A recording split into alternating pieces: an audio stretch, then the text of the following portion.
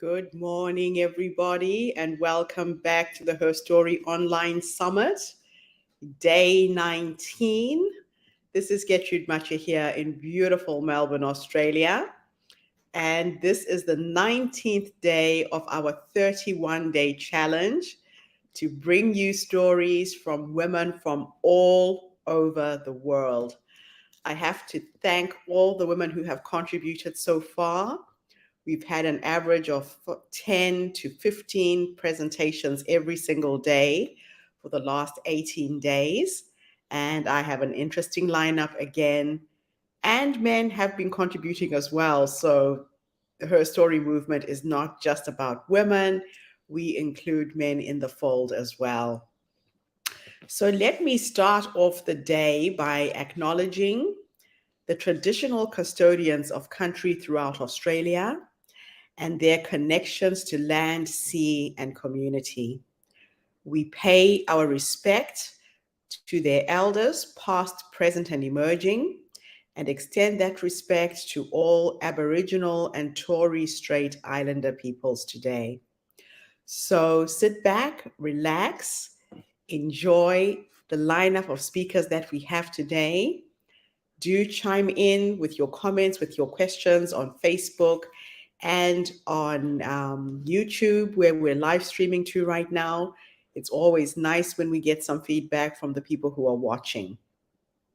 So the first presenter for the day is Karen Ann Bullock. She's a transcendent leadership coach. I'll read her bio quickly. Karen says, "Are you ready to meet the leadership challenges of our rapidly changing world? Leaders today are confronted with unprecedented complexities. Employees are resigning at record levels. Those who remain are often disengaged.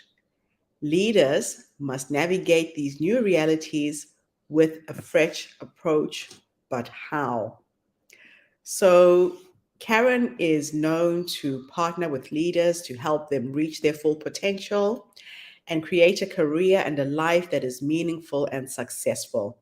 She's also an Amazon best-selling author, a trusted advisor, executive coach, and a speaker. So Karen, thank you so much. We received your contribution to the Herstory Online Summit. We will play your video now and then have a bit of a discussion about it after you finished speaking.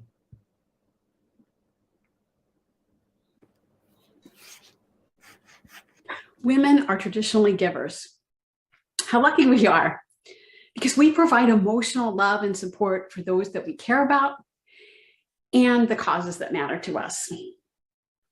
Sometimes, however, we give too much. Yes, we give out of love, but we also give out of need, out of expectation, out of a sense of duty, and sometimes out of a lack of self-worth.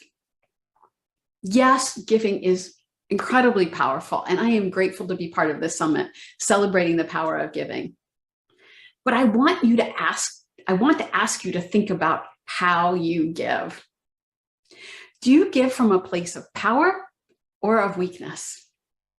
Do you give because you believe others deserve it more than you do? Do you give out of obligation? Culturally, it's often bred into us that giving is our duty as women. And no women can avoid it. I mean, we're maternal by nature. That's what we do, we give. But one of the most powerful things we can do in this world, we can give in this world, is ourselves, our authentic, raw, vulnerable, and unique selves. But not to the point of martyrdom, not to the point where the giving outweighs the receiving. Yes, giving of ourselves so fully sometimes opens us up to judgment or criticism or even rejection, but it's worth it because giving is that powerful. Leadership is a way to give, giving of yourself to others in order to help them get where they want to go or where they need to go. But leadership is also a gift to yourself because it's the way to make the most of you so that you are truly sharing the best of yourself with the world. So, to what degree today do you feel like you are sharing your gifts with the world and living a life of great meaning? So I'm going to have 3 intentions for today. 1 is that you learn something valuable. 2 is that you adopt the 3 suggestions that I'm going to make. And 3, that you are inspired to try something new. In my executive coaching practice, Transcendence, Living a Life of Meaning, I partner with executive women so that they can live true to their potential, that they can give their true gifts, and that they can live a life of greater meaning to fulfill their destiny, the reason that they were here, because ultimately that's why we have our gifts, to share them with the world.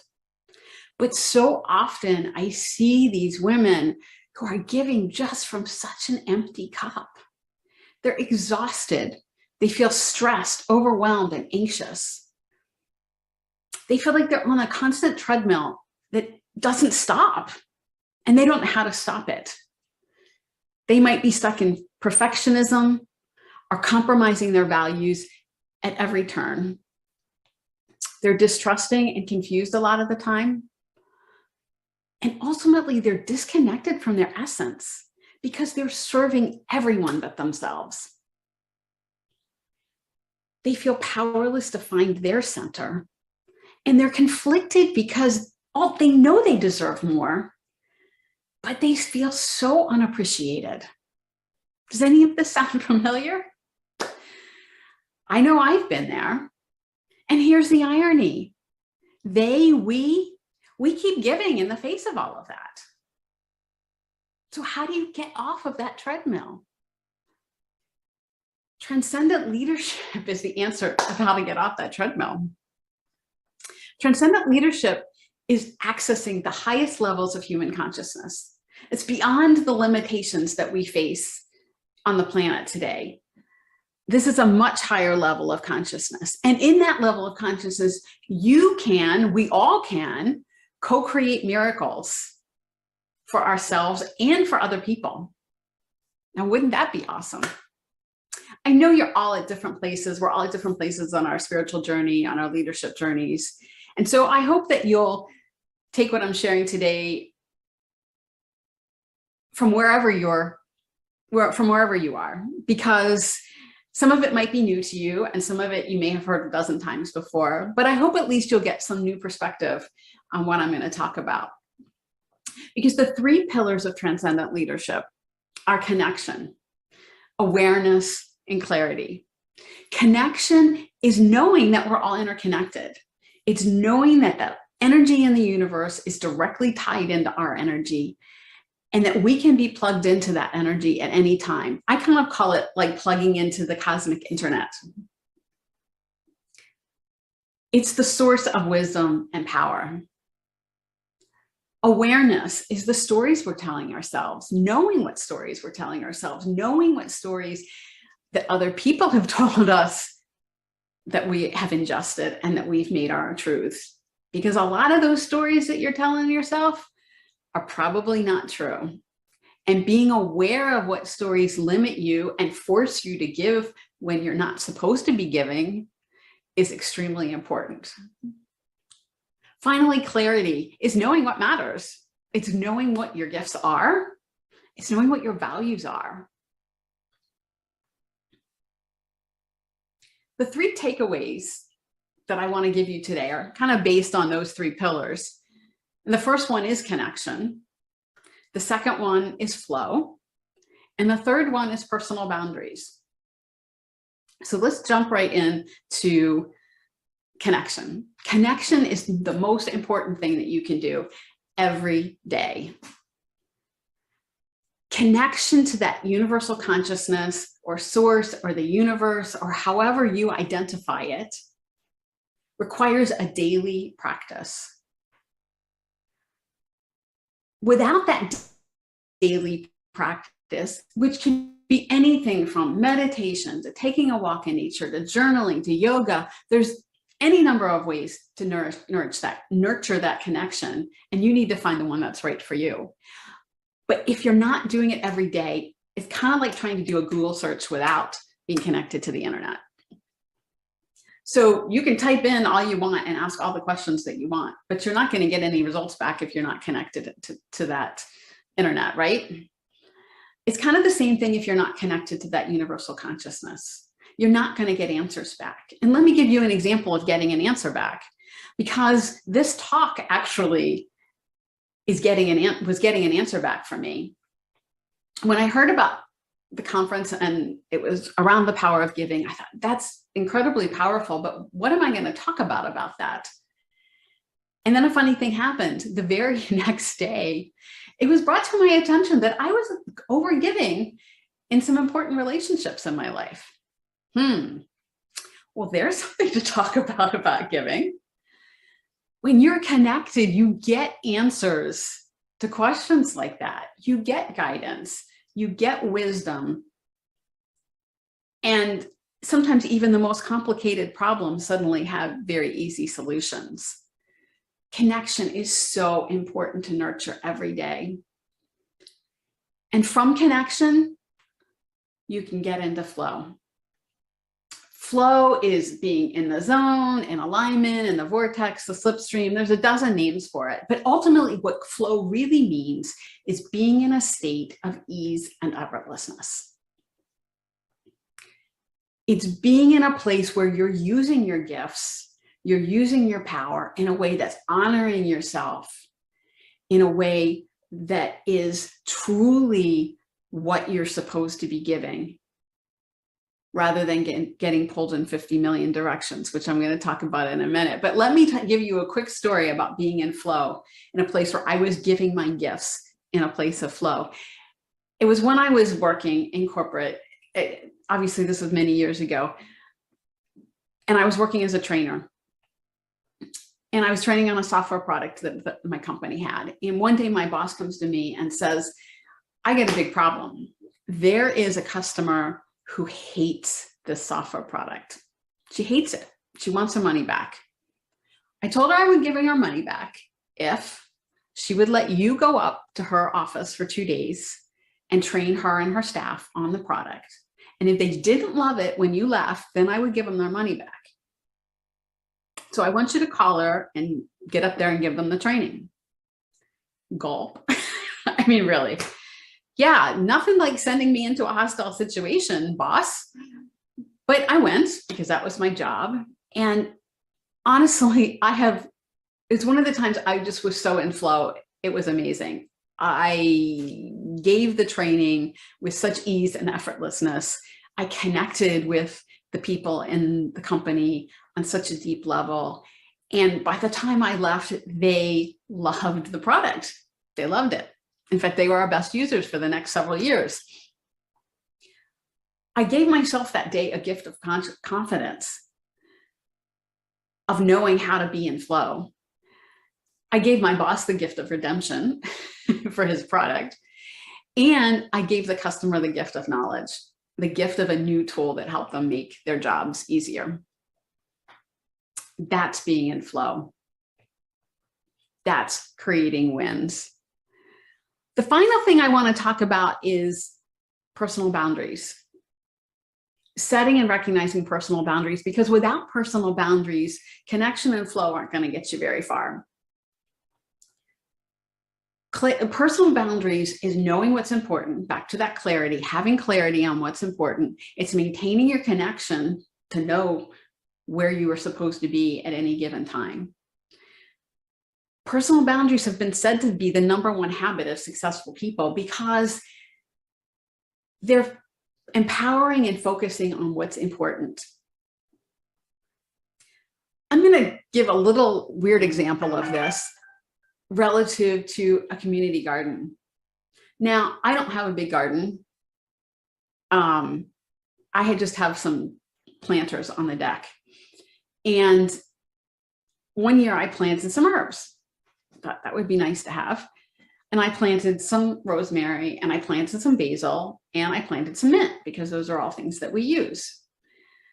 Well, I don't know if any of you have planted mint before, but mint kind of is one of those herbs A lot of people would call it a weed because it takes over everything. And pretty soon I'm moving the basil to a new pot, and I'm moving the rosemary to a new pot. And that meant it needed its own pot.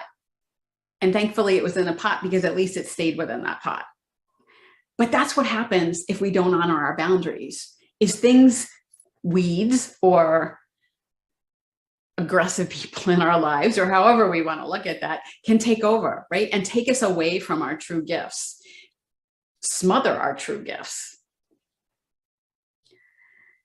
And I'm learning that in spades as an entrepreneur and as a writer, because those are my gifts to share with the world. And if I don't make the time and space for them, if I don't give those gifts to the world versus giving a million other things to other people, then I'm really not sharing from a place of power. So if you're ready to give from a cup that is more than full, if you're ready to experience unlimited energy, getting off the treadmill, letting go of your perfectionism, honoring your values, if you're ready to trust and get crystal clear on what your needs are, if you're ready to connect to your essence and source, put on your oxygen mask first and feel powerful and centered, then I recommend that you try these 3 things, because ultimately we educate people on how to treat us. And if we learn to implement the boundaries in our life to honor our gifts and be able to give our gifts, if we connect to source so that we can access flow, we can tap into our intuition, and we can honor the art of giving in a powerful way that not only serves other people, but also serves you.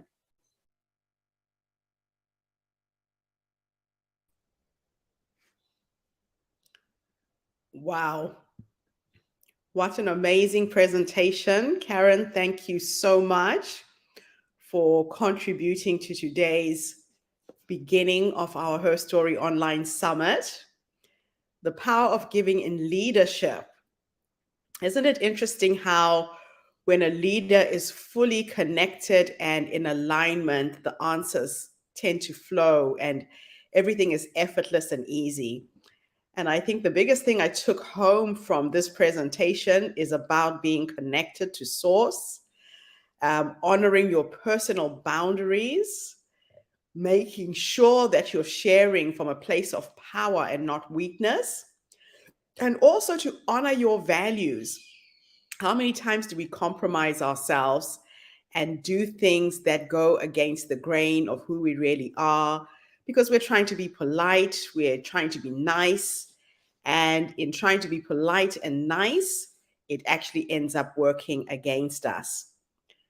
Wonderful, wonderful, wonderful to share you with us this morning, Karen. Thank you for your beautiful contribution.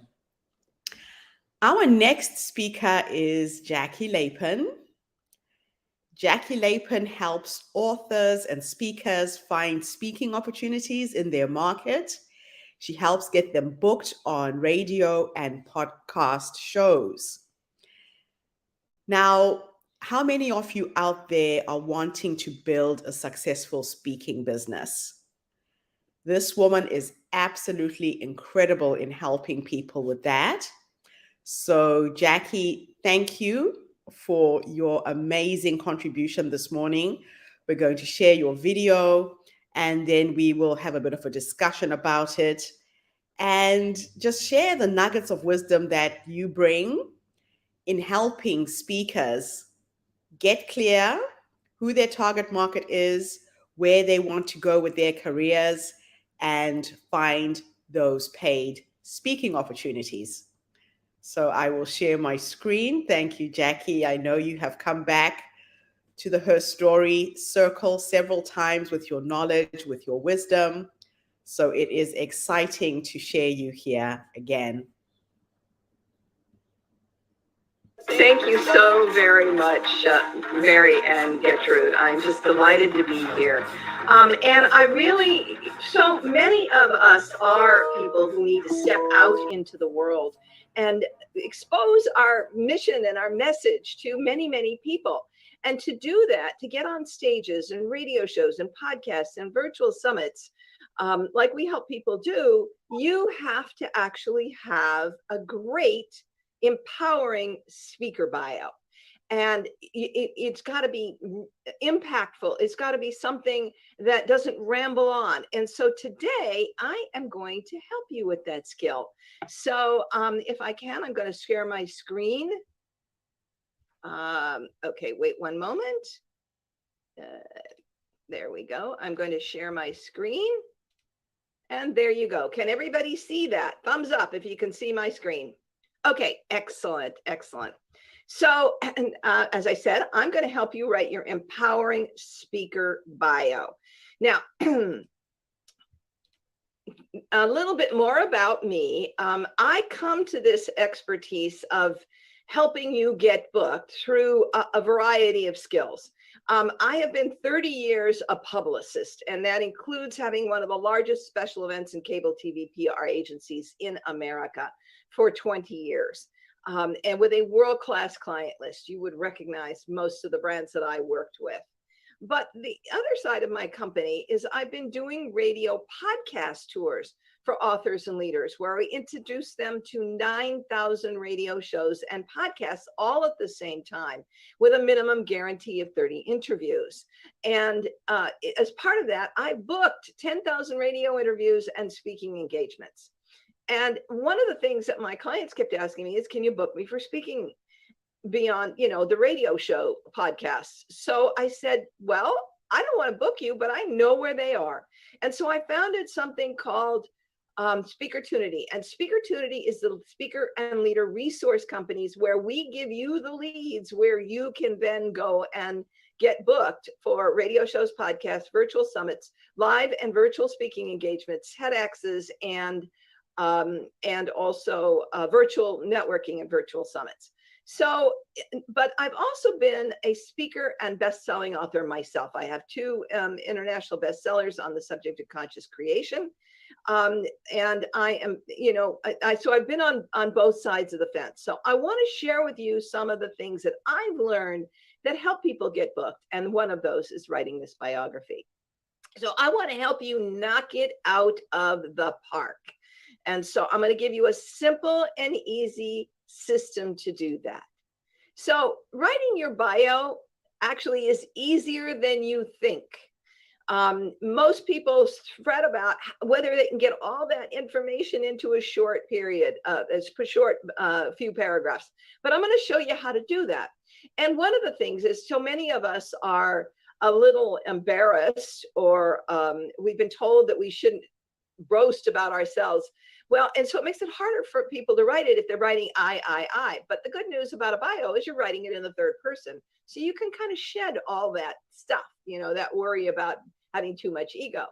And then what a bio does is allows you to be creative. You don't have to just write down it in rote. There's some important pieces that we're going to make sure that you bring into it. And this is the most important one. We're going to talk more about it, defining the benefit. What is it that you're bringing that's going to change people's lives? We'll talk more about that in a minute. And it enables you to prioritize. And I'm going to show you a system for that.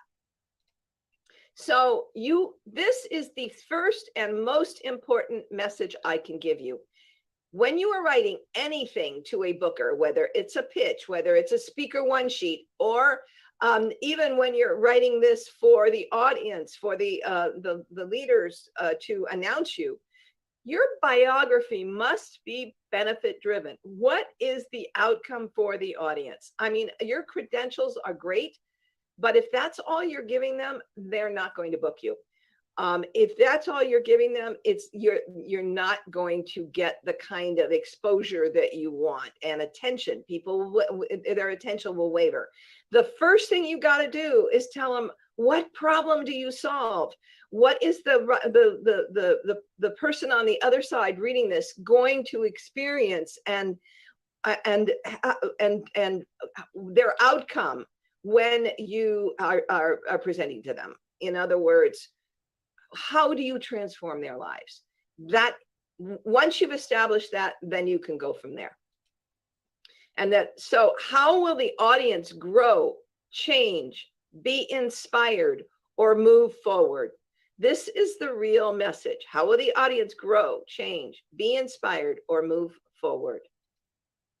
Now, it's not about you, it's about them.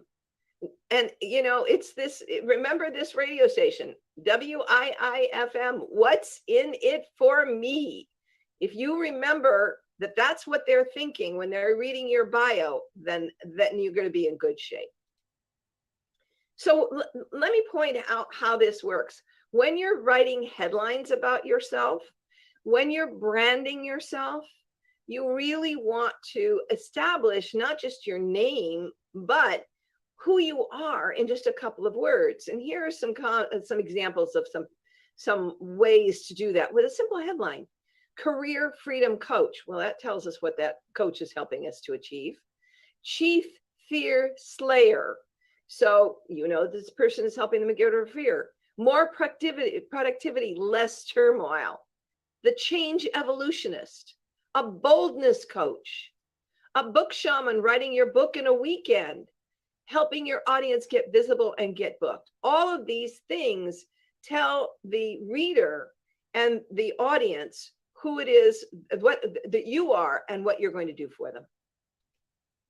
So now, for the rest of the bio, I'm going to give you 5 key questions to ask yourself. And these are these are the main questions, and I'm going to go into sub-questions under each one of these.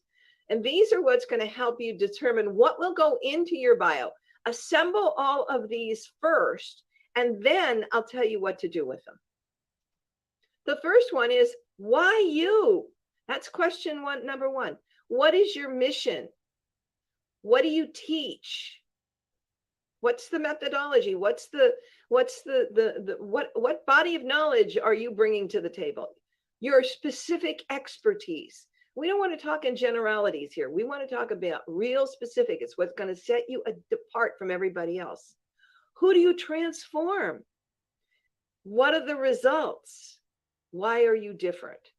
This tells them who you work for, what you do, what's going to help them get there, and why they should pay attention to you as opposed to somebody else. These are really critical, number 1 questions for you. The second thing is your story. Is your story relevant to the people that you're trying to present yourself to? And once they identify with you, if you have done something, overcome something, experienced something, and they identify with it, they're going to open their hearts to you and open their ears. So here's how to determine if your story is their story. What have you overcome? Do you have a rags to riches story? Have you had some terrible experience that you've had to overcome to get where you are? Have you had a business that was destroyed and you had to come back from that? Have you experienced trauma of some kind? If you can tell your story, people will identify with it. What are your victories, your demonstrations of success? What have you done that shows that you are successful and that you've overcome these kinds of things? The milestones of that. How has this informed your mission and teachings?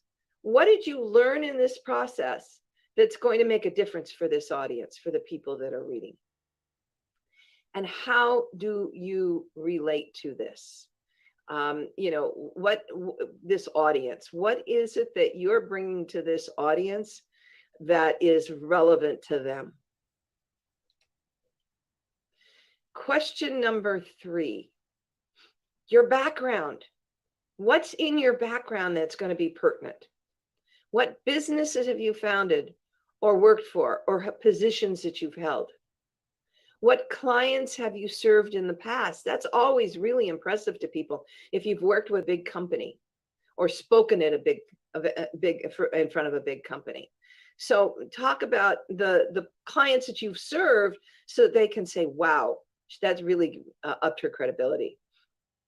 What specialized skill or program have you developed that's pertinent to what it is that you're bringing forward? Have you branded this program?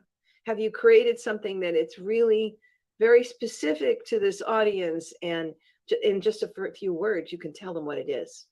And then what degrees or certifications do you have that identify why you're an expert in this field? All of that goes in this My Background section of question number 3. Question number 4. What are your milestones and accomplishments? What things have you done outside of the program that we were just talking about that point to you being the expert that you are, that point to the fact that you would be the perfect guide for these people? And then your books, your radio shows, your podcasts, and other media, if you have actually created those, and you can show that you are the author of, or the host of this radio show or this podcast or this YouTube channel, you want to mention those. And there's the next one, video. Do you have a YouTube channel? Do you have a video series? What would be pertinent to this audience? And then awards you won. What awards have you won that really will point to the fact that other people think you're great too? So you want to bring that forward. And then, if this is a heart-based business, you might want to include related charities that you serve, organizations that you make a contribution to in terms of your time and your knowledge and your effort. Question number 5. This is social proof, where you've spoken before. This shows that other people think that you're an expert and they want you on their stages. Who are your current clients? Who are some of the people that you've been working for that will impress others? Celebrities you've worked for or worked with. That's always a great one. Or if you have testimonials from celebrities and that media has featured you, that's a great one. If you say you've been on CNN or National Public Radio or something of that nature. And then if you've got a massive following, and not if you have a small one, but if you have a massive following, you want to talk about the size of your online following. And then numbers. Are there numbers somewhere in your field of what it is that you're doing, you've achieved, etc., that are going to make people light up? Wow, she does this, she does that. So keep in mind, if you got impressive numbers, you want to include them. So now I'm going to give you a simple biography formula, a way to prioritize all of this into your bio. You want to give each of these points, when you put them on paper, a number in order of priority. Which are the most important to the very least important? Which are the ones that are most impressive, that are really going to help people make a decision about you? So you want to open with the benefit you bring. Start your bio with a sentence about what you are bringing to the audience, that problem that you solve. And perhaps also in that first paragraph, you might address the second most important item. So you can probably wrap those two up with each other into that first paragraph.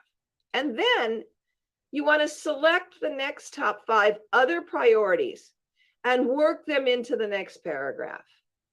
Make sure in this one you reference either your background or your story. So in this second set of paragraphs, then you want to tell a little bit of your story somewhere, but then and connect it with the other priorities that are at the top of your list, those not top 5. So make it one of those top 5. And then for the next set of paragraphs, you take the next 5 priorities and work them into the next paragraphs. And then you want to finish off with your social proof or remaining milestones. And I want to suggest that you use, in your writing this, really powerful adjectives, such as acclaimed, insightful, highly regarded, breakthrough. Because when you use adjectives like this, they actually take the place, one word will take the place of 10 words. It'll add credibility. It'll add elegance to who you are and what you're doing. So be really thoughtful about the adjectives that you use. Now, a little bit about the fine points of writing.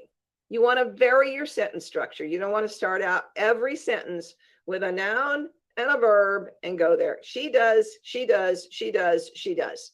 You want to vary your sentence structure so that you put clauses at the beginning, so that you weave it and it flows. And in each paragraph or a sentence, you want to alternate your name versus him or her.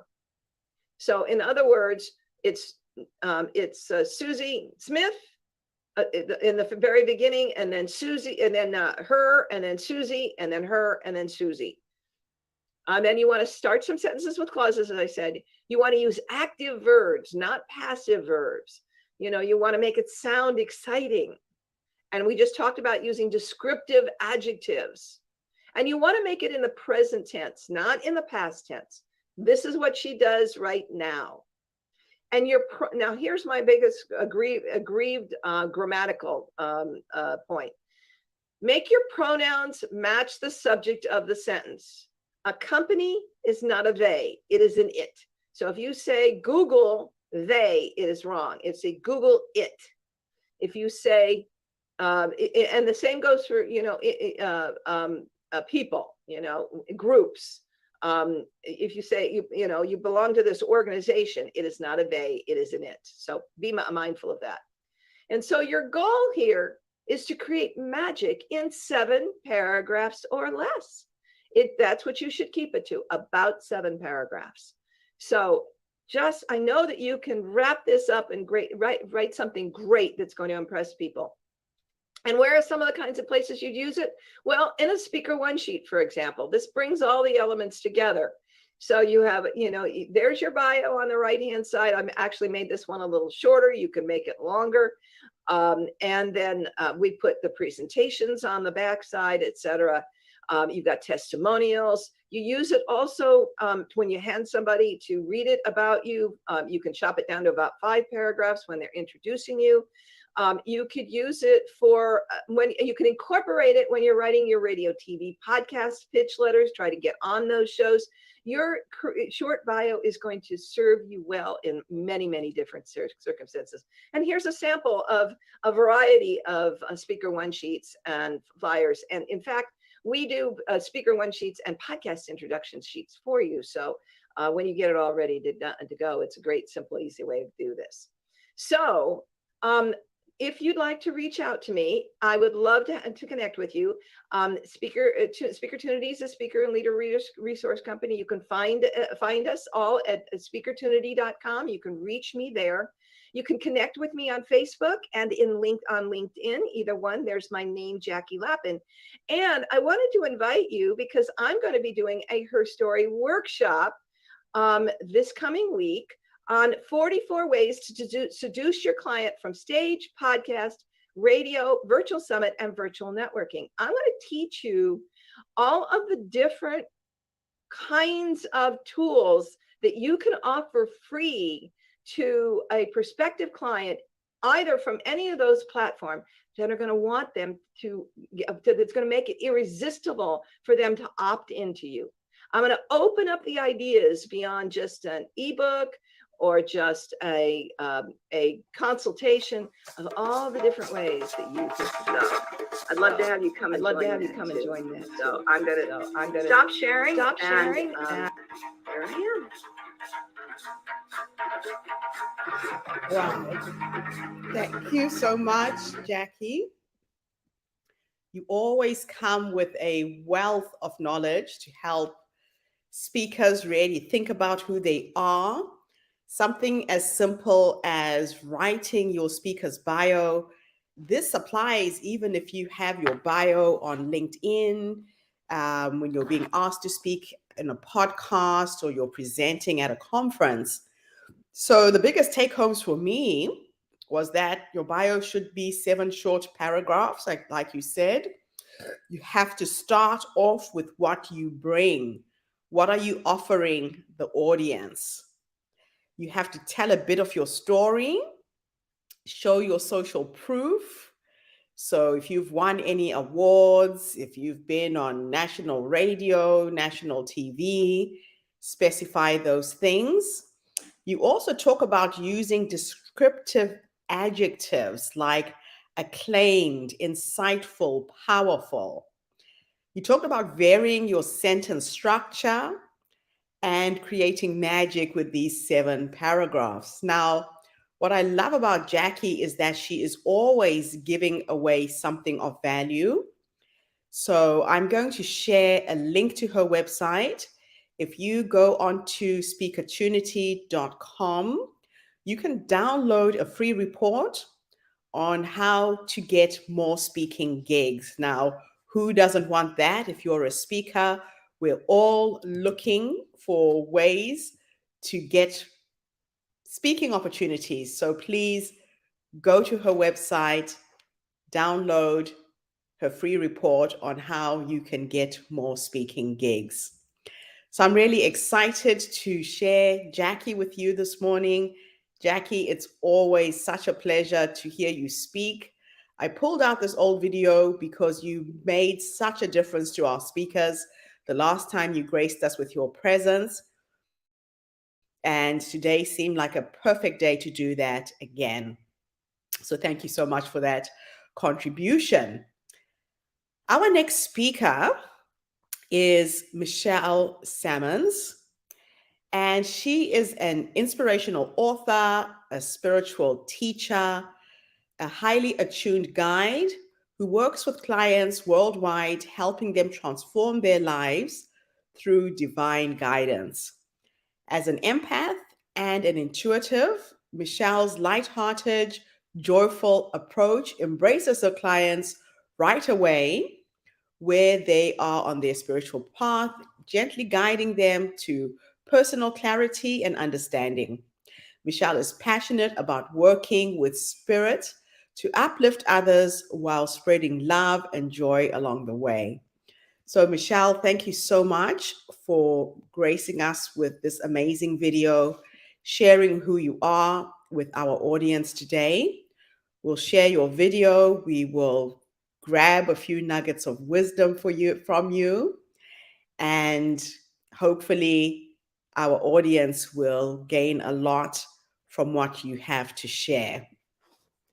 So I'll just line up Michelle's video and tune in and be inspired.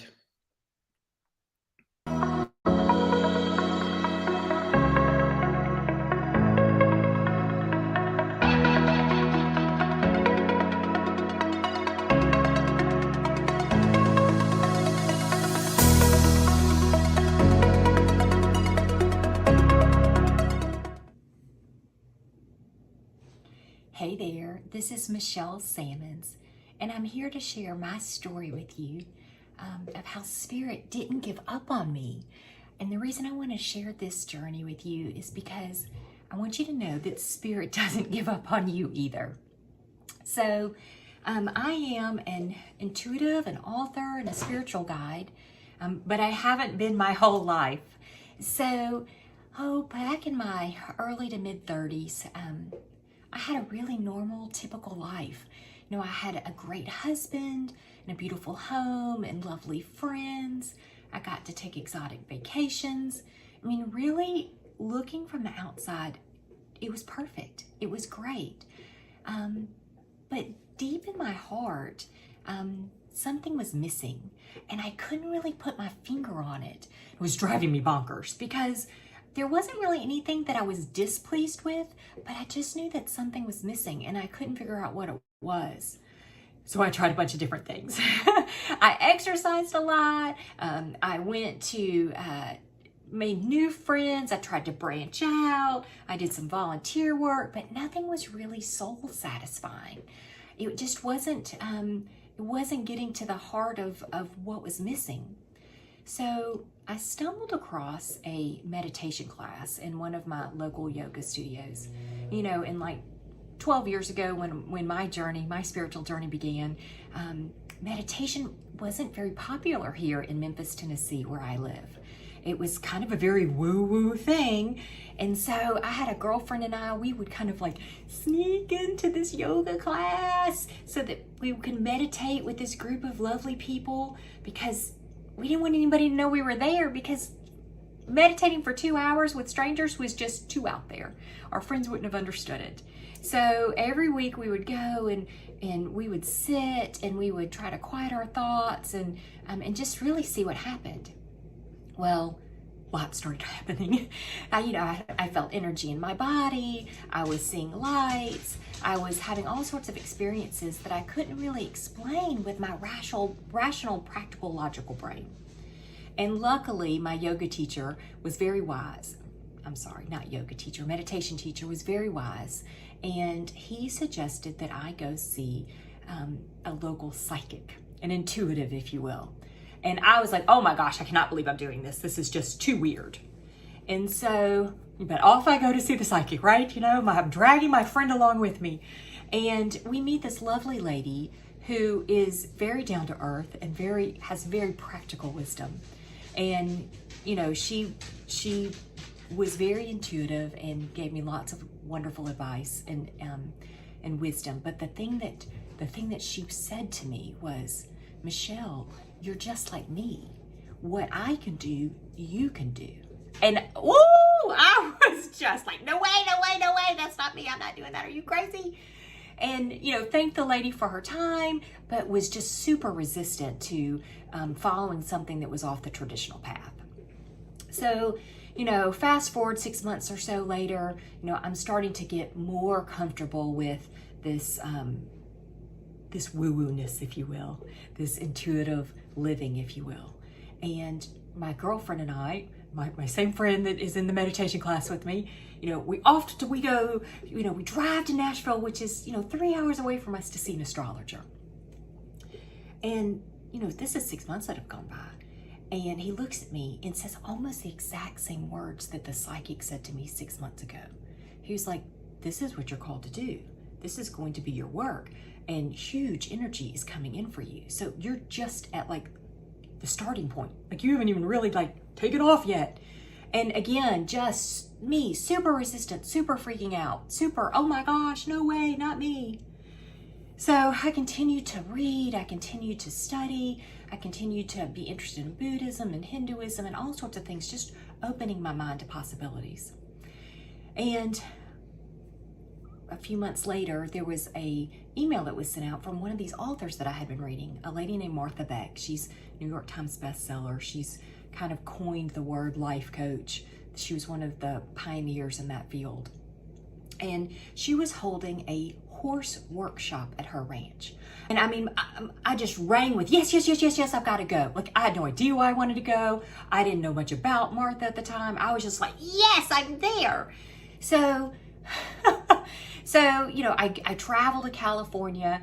I am in a workshop with, 9 other lovely women who had very regular problems. One was going through a divorce. One wanted a career change. One was an empty nester. Like they had. Don't get me wrong. I'm not trying to belittle their problems. Those are big things, but they were things that most of us can relate to. These change of life things. Well, when she got to me and asked why I was there, I didn't know. I didn't have a very good answer for her. I was like, I don't know. I'm here. I just know that something is missing in my life, and for some reason I'm attracted to all this intuitive stuff or all this kind of out there stuff, but I don't know why, and I can't figure it out. None of my friends at home are into it, and I don't know what I'm doing here, to be honest with you. And this woman, in all her wisdom, said, come sit next to me. So she sat me down next to her, and she did this arm thing where you can test the truth of your through the physicality of your body, because your body can't stand a lie. So she would ask me certain questions like, is your name Michelle? And she'd try to push down on my arm, and my arm would say steady because my name's Michelle. She would ask me, I hate to breathe oxygen, and my arm would, crash because, of course, everybody loves oxygen, right? So she started asking me all these questions and proving to myself what was true for me and what wasn't true for me with my own body. And she got to this one question that said, I am a shaman. And that arm, it just stood still. And I was like, oh, come on, be weak, be weak, be weak. No. And y'all, at this time, I didn't even know what a shaman was. I remember like the it felt like the whole world went, and all these other women were like, ooh, this is not your typical problem. And I was like, oh my gosh, what am I gonna do? And I didn't even know where to start. I went home back to my hotel room that night, was Googling shaman. What is a shaman? Called my husband, you're not gonna believe what happened. She says I'm a shaman. Like, I had no idea. So it was, I laugh now because I've come so far, but I had tons of resistance, and I still tried to pursue a very normal, typical path. I became a life coach, which was wonderful. I got to help lots of people, but it wasn't going deep enough for me. It wasn't going to the heart of the matter for me. I felt like I was only working with folks kind of here on this surface physical plane. And I remember asking Martha one time in a coaching call, I said, Martha, you know, I like coaching, but it's not going deep enough. I said to her just what I said to you. And she was like, well, honey, it's because you're a spiritual teacher. That's why it doesn't feel deep enough for you. That's why it doesn't feel like you're going all the way in to help someone. I thought, oh my gosh, now what? Now what am I going to do? I got to take it another level.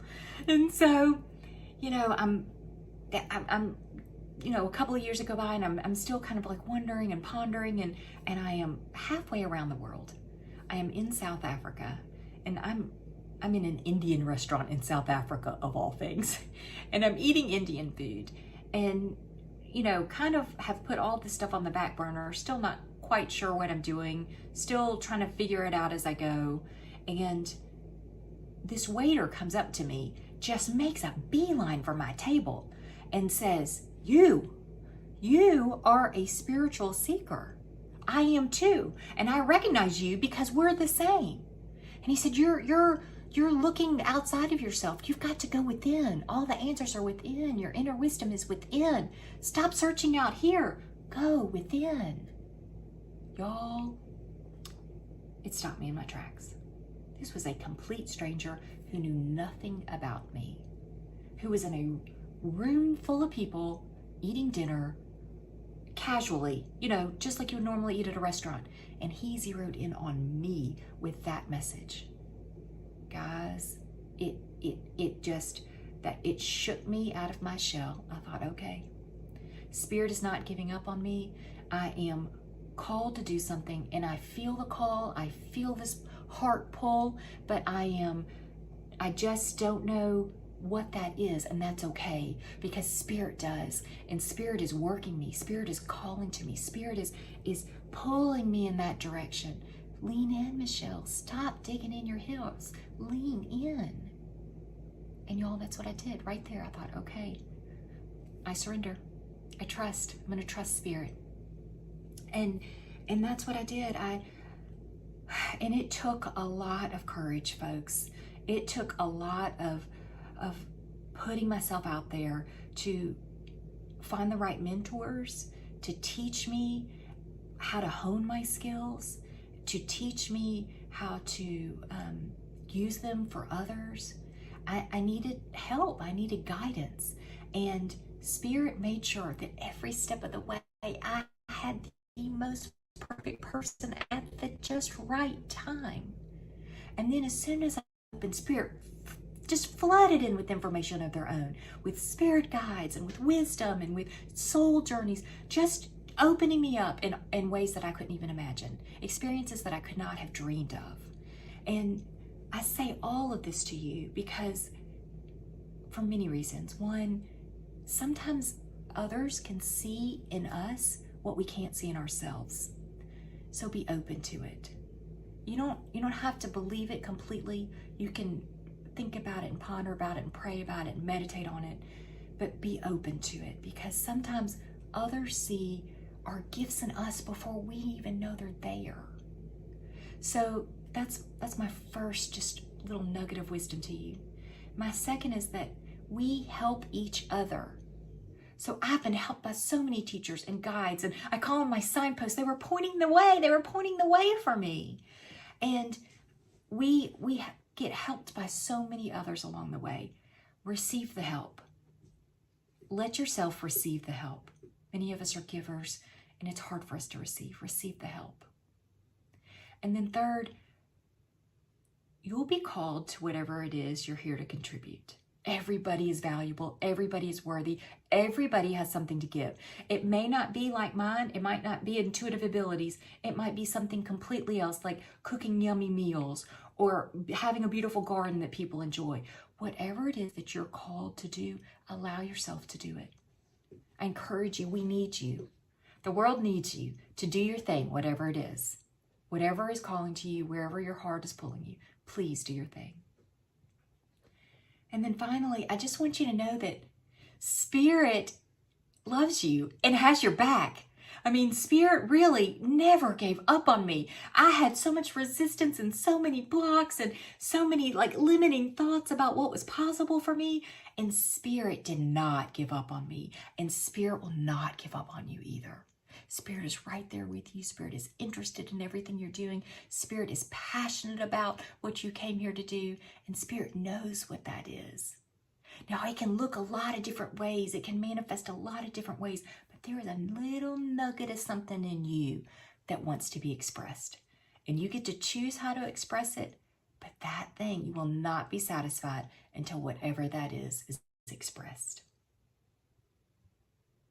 So I just want to thank you. I want to thank you for listening to my story. I want to thank you for living your own story, because we need you.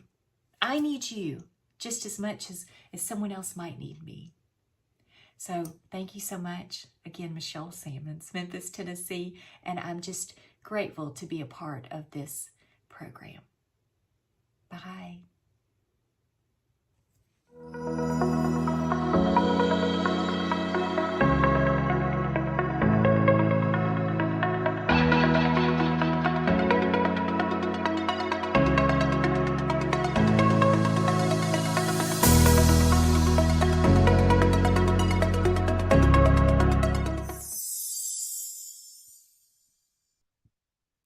Thank you so much, Michelle.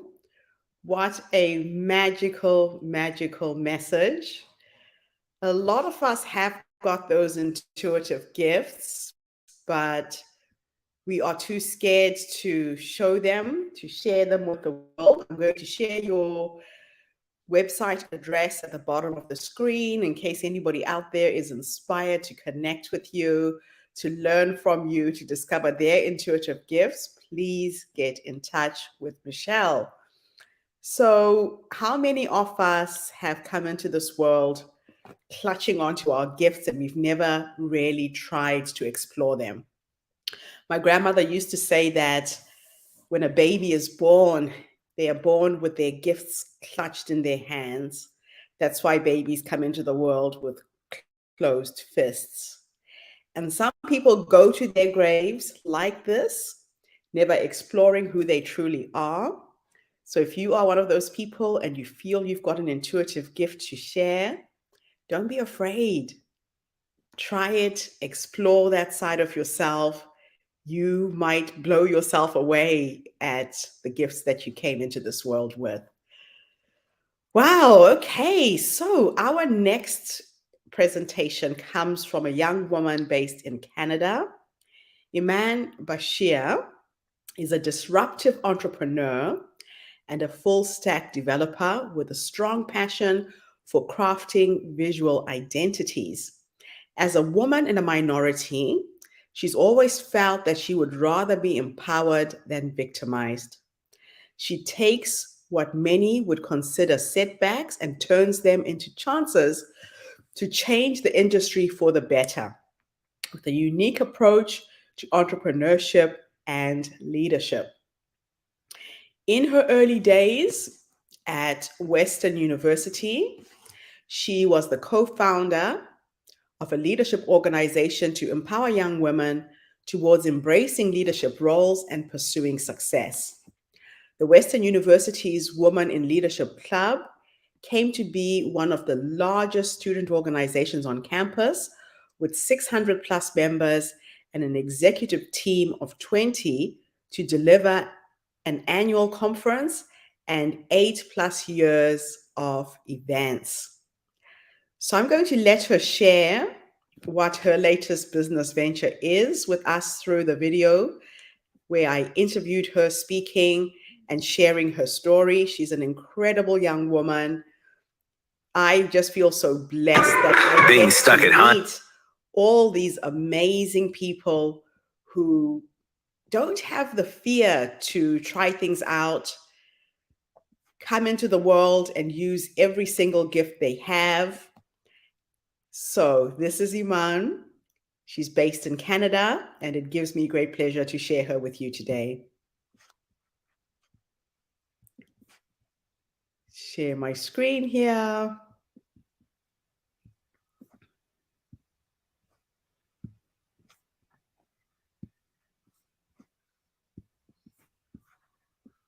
Hello, everybody. This is Gertrude Mache here in beautiful Wellington, New Zealand. Welcome back to the Her Story TV, Her Story podcast, and now the Her Story magazine. Welcome, welcome, welcome to my amazing guest coming to us all the way from Canada. Please tell us your full name, where you're based, how old you are, and share your story with us today. Perfect. I am Iman Bashir. I am 24 years old and based in Toronto, Canada. Where does your story begin? Story begins basically all the way from when I was 7 or 8 years old on the playground, trading, bartering food for different, like I was always an entrepreneur. And when I was 11 years old, I started receiving there was golf balls in our backyard. And I started selling golf balls. And for as long as I could remember, I was just always like a little hustler. And so when I went to university, I went to university in Canada. I noticed that there was a big void that I was feeling, that I could not find enough female mentors or people in leadership that I could really look out to. And I found that it was really hard for me to find girlfriends that were also very studious and that loved to study together. And so I thought, why are there so many different types of male clubs? I'm going to create a woman in leadership organization. Soon I figured out that a lot of women were feeling the same way as me, that they felt like they didn't have any kind of platform where they could connect with like-minded people or mentors. And so we sought out to create a woman in leadership organization. I was only 17 years old creating this, and it became so big. It became one of the largest organizations on campus. Then in my third year, I was coached by this amazing founder that wanted to throw what I was doing at scale. So I was doing conferences with a couple hundred people, and I was like, this is so hard, this is impossible. And all of a sudden I had someone coming to me being like, hey, do you want to do one with 15,000 people? Oh yeah, and Michelle Obama's going to be there, and Whitney Wolf, let's make this happen. And I'm like, okay, I can't turn this down. Dropped out of school. I was in school for sciences, but it never really felt like me. I always felt like I was always like a little hustler. I needed to be a business student. So I switched to my second year, and I did a lot of programming courses, but school was just never really for me. And so I dropped out of school, executed this conference, and in 170 days, we did it. It was a 4-day conference that really put Toronto on the map for Toronto Tech. And now in Toronto, it's like it's like Toronto International Film Festival. It's like South by Southwest. It's a renowned conference. But my thing was, for me, it didn't feel like enough. I always thought that I felt like I wanted to be a part of something that I owned, that was my baby, and that I was not working for someone else. So I went from there, parted, very great relationship with everyone, but I was like, something's missing. I want to do it on my own. So I met up the founder of Audiobooks was like, do you want to join a video facial recognition company? Let's make this happen. It was definitely a twist from what I was doing, but I was like, I'm young. I'm going to work as hard as I can. And then after 8 months, it started turning into not a technology company. It was turning into a restaurant to execute a concept. And so I sold my shares, and then I'm like, what now? I left school for no reason.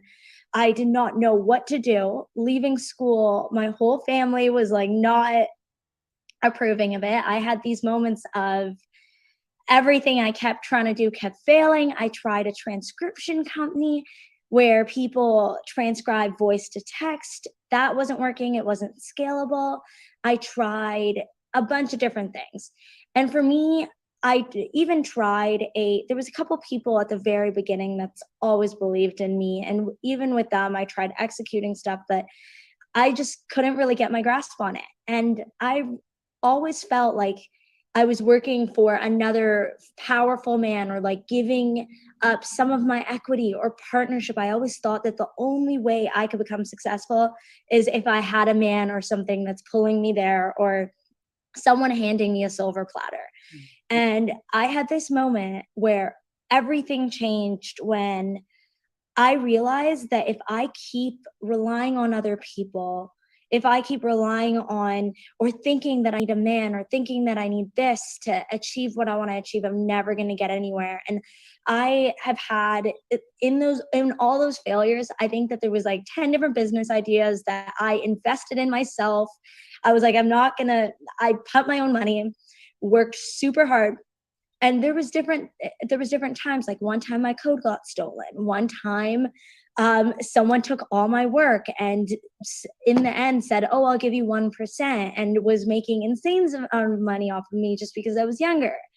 And then I thought, okay, what can I do so that I am irreplaceable and so that I have the cards in my hand? And I took time off and I went and learned how to code. I taught myself, did one of those little boot camps. And ever since then, it was that moment in my life which changed, where I'm like, I could build whatever I want. I can do whatever I want. And the one thing that has been stopping me this whole time is myself. And the one thing that has been stopping me is that blocker, that thing that I built in my head, that there always needs to be someone else.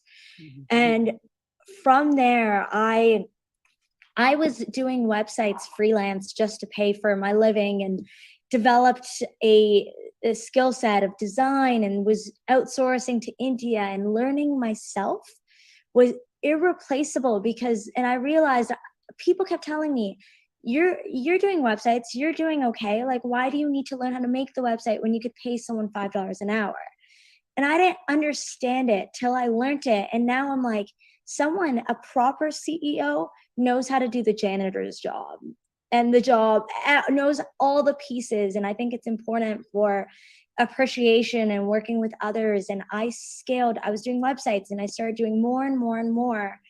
And I realized that like every time I would go in, now at this point, my websites were getting good. And from the prior experiences, I was so scared to like be in the Toronto tech scene. I was so scared to go out because I'm like, I'm doing it myself. This may not be good enough. And so I would price people $1,000 to $2,000 per website. And then one day and people would always be like, okay, great. And I was working so hard.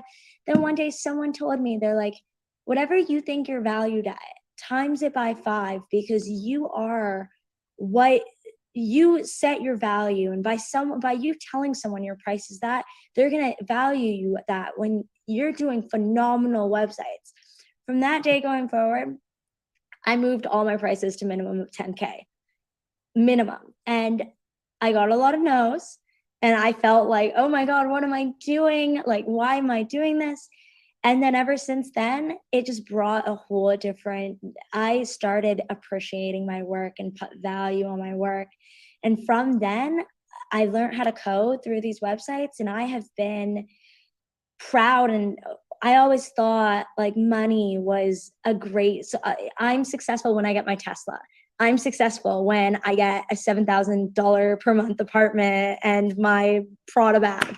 And every single time I saved up money and I started scaling this company, I got a client for $30,000 a month just for me.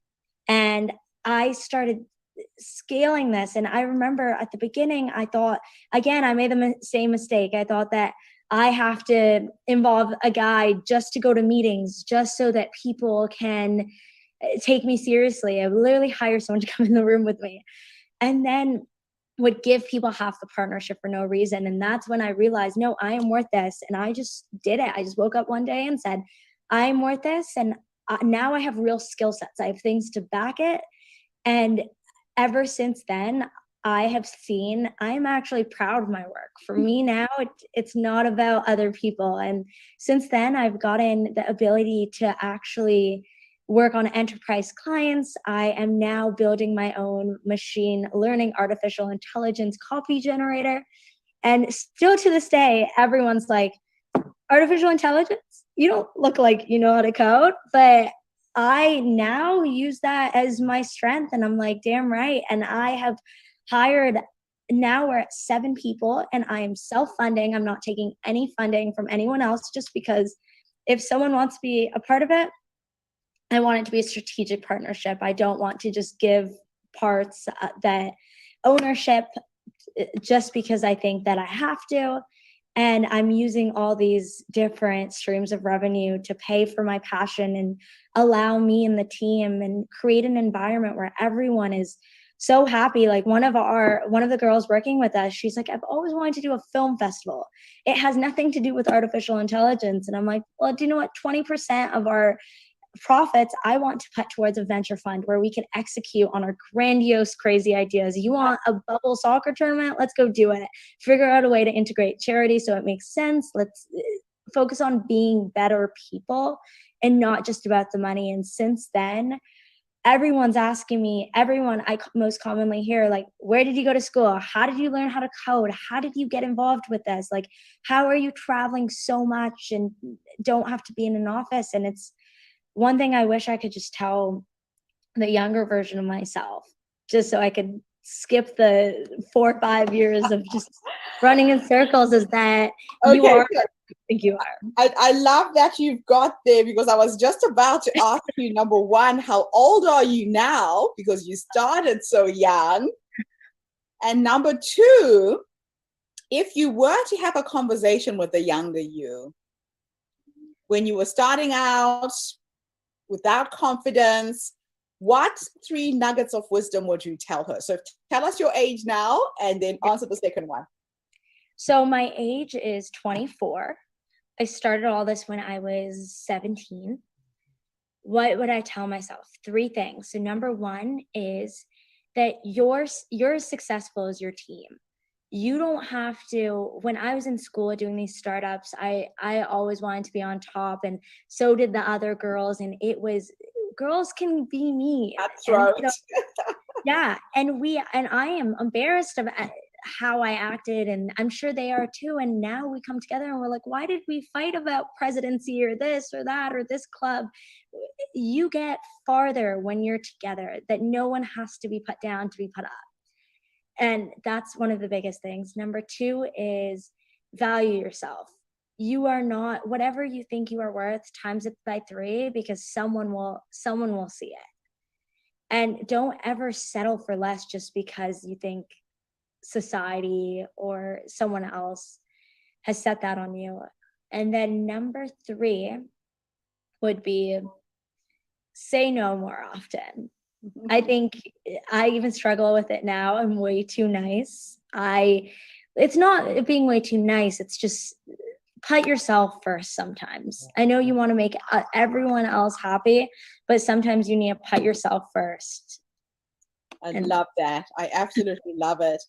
Now, I'm very, very curious to find out about your copywriting AI software. As you know, we are an online magazine, always trying to find ways to write faster. And how does it work? Tell us a little bit about the project that you're working on now, right? Yes. So search engine optimization is how to get to the top of Google. That's what I was doing for this $30K a month client. And majority of it was backlinks, people linking to you, building out your blog. That's the name of the game. But if you build something, you still need something to lead people there. And it's all about keywording and doing research and figuring out topics, figuring out what people are searching. So I'm like, how can we automate what I'm doing at scale, and this costs someone $30,000 a month. How can I make it affordable so that a young blog can compete with Amazon's blog or Walmart's blog? So I searched, there's this new technology, which we got early access to. Elon Musk created it. And it's basically 107 billion parameters. It's memorized the full internet. And what you do is you just type in, hey, I want to write an article about this. It finds you the best headlines. It finds you the best topics. You type in one sentence and it will give you an introduction, middle, and now you as a business, people as a business, don't have to go and pay a full-time copywriter. And everyone often asks me, how's the quality good? You could tell if something's written by a bot. You cannot tell if something's written by a bot. Basically, everyone says, how does the bot know love? How does the bot know emotion? The bot has read every single book, website, everything on love. It can form its own opinions. And we add tone. And the best part is I've been working on this for 3 months. We're actually launching in 2 days. I'm super excited. But it's gotten to the point where you type it in, it actually learns you. It learns your writing style. It learns what you are loving, and it's able to pump out this content. That is just absolutely incredible. I am just so excited to sink my teeth in it as well. So is it open to the world right now? Where are you at if someone like me wanted to get access to it? So I'm actually going and putting the website live in 3 hours. Are you serious? So this is cutting edge. It's happening as we speak. It's exciting. And I know it's Sunday night and I'm still at the office. When people say that, like, they just think success comes easy. Nope. I think I'm just starting and I'm putting in 17, 18-hour days. Like, just for this. But it launches in 2 days where everyone can sign up on craftly.ai. Craftly as in like crafting content.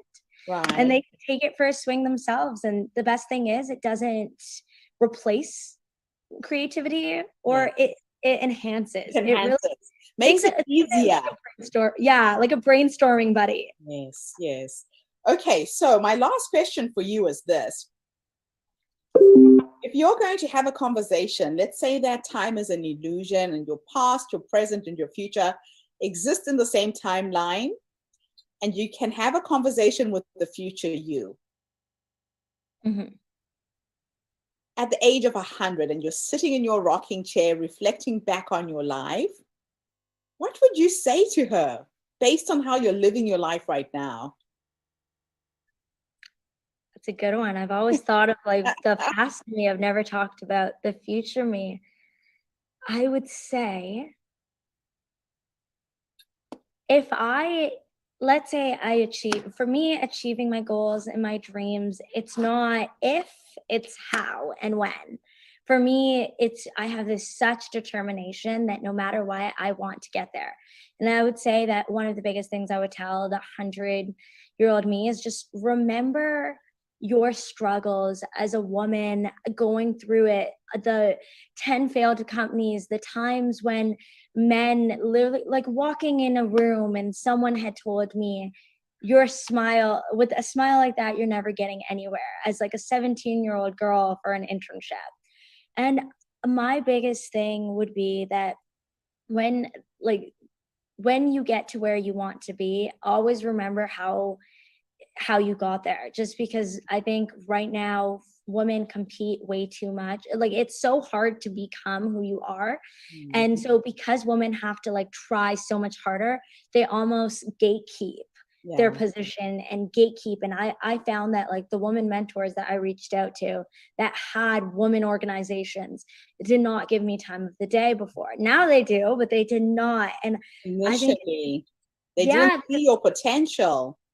I think it's more so that they thought the limelight would shine less on them, or that they like being the only girl in the room because it gives them an edge. Okay. And so my biggest thing is, don't ever forget where you came from or the struggle or the younger you, and make it your life's purpose to try to help people go through what you went through or learn the same lessons that you learned. Wow. Thank you, thank you, thank you. My last question for you is this. Have I left any question out that I should have asked you? No, you got me thinking. That's I love it. awesome. Thank you so much for coming online and gracing us with your presence. And thank you to everybody who tuned in this morning. I told you we have some fascinating women who are going to be featured in the Herstory magazine. This is going to be a fascinating story. I will put all of the links so you get access to this amazing software. Come back again tomorrow when I interview yet another amazing young lady coming to us from a different part of the world. This is Gertrude Mache with the Herstory Circle. Have a fantastic day wherever you are in the world. And thank you so much.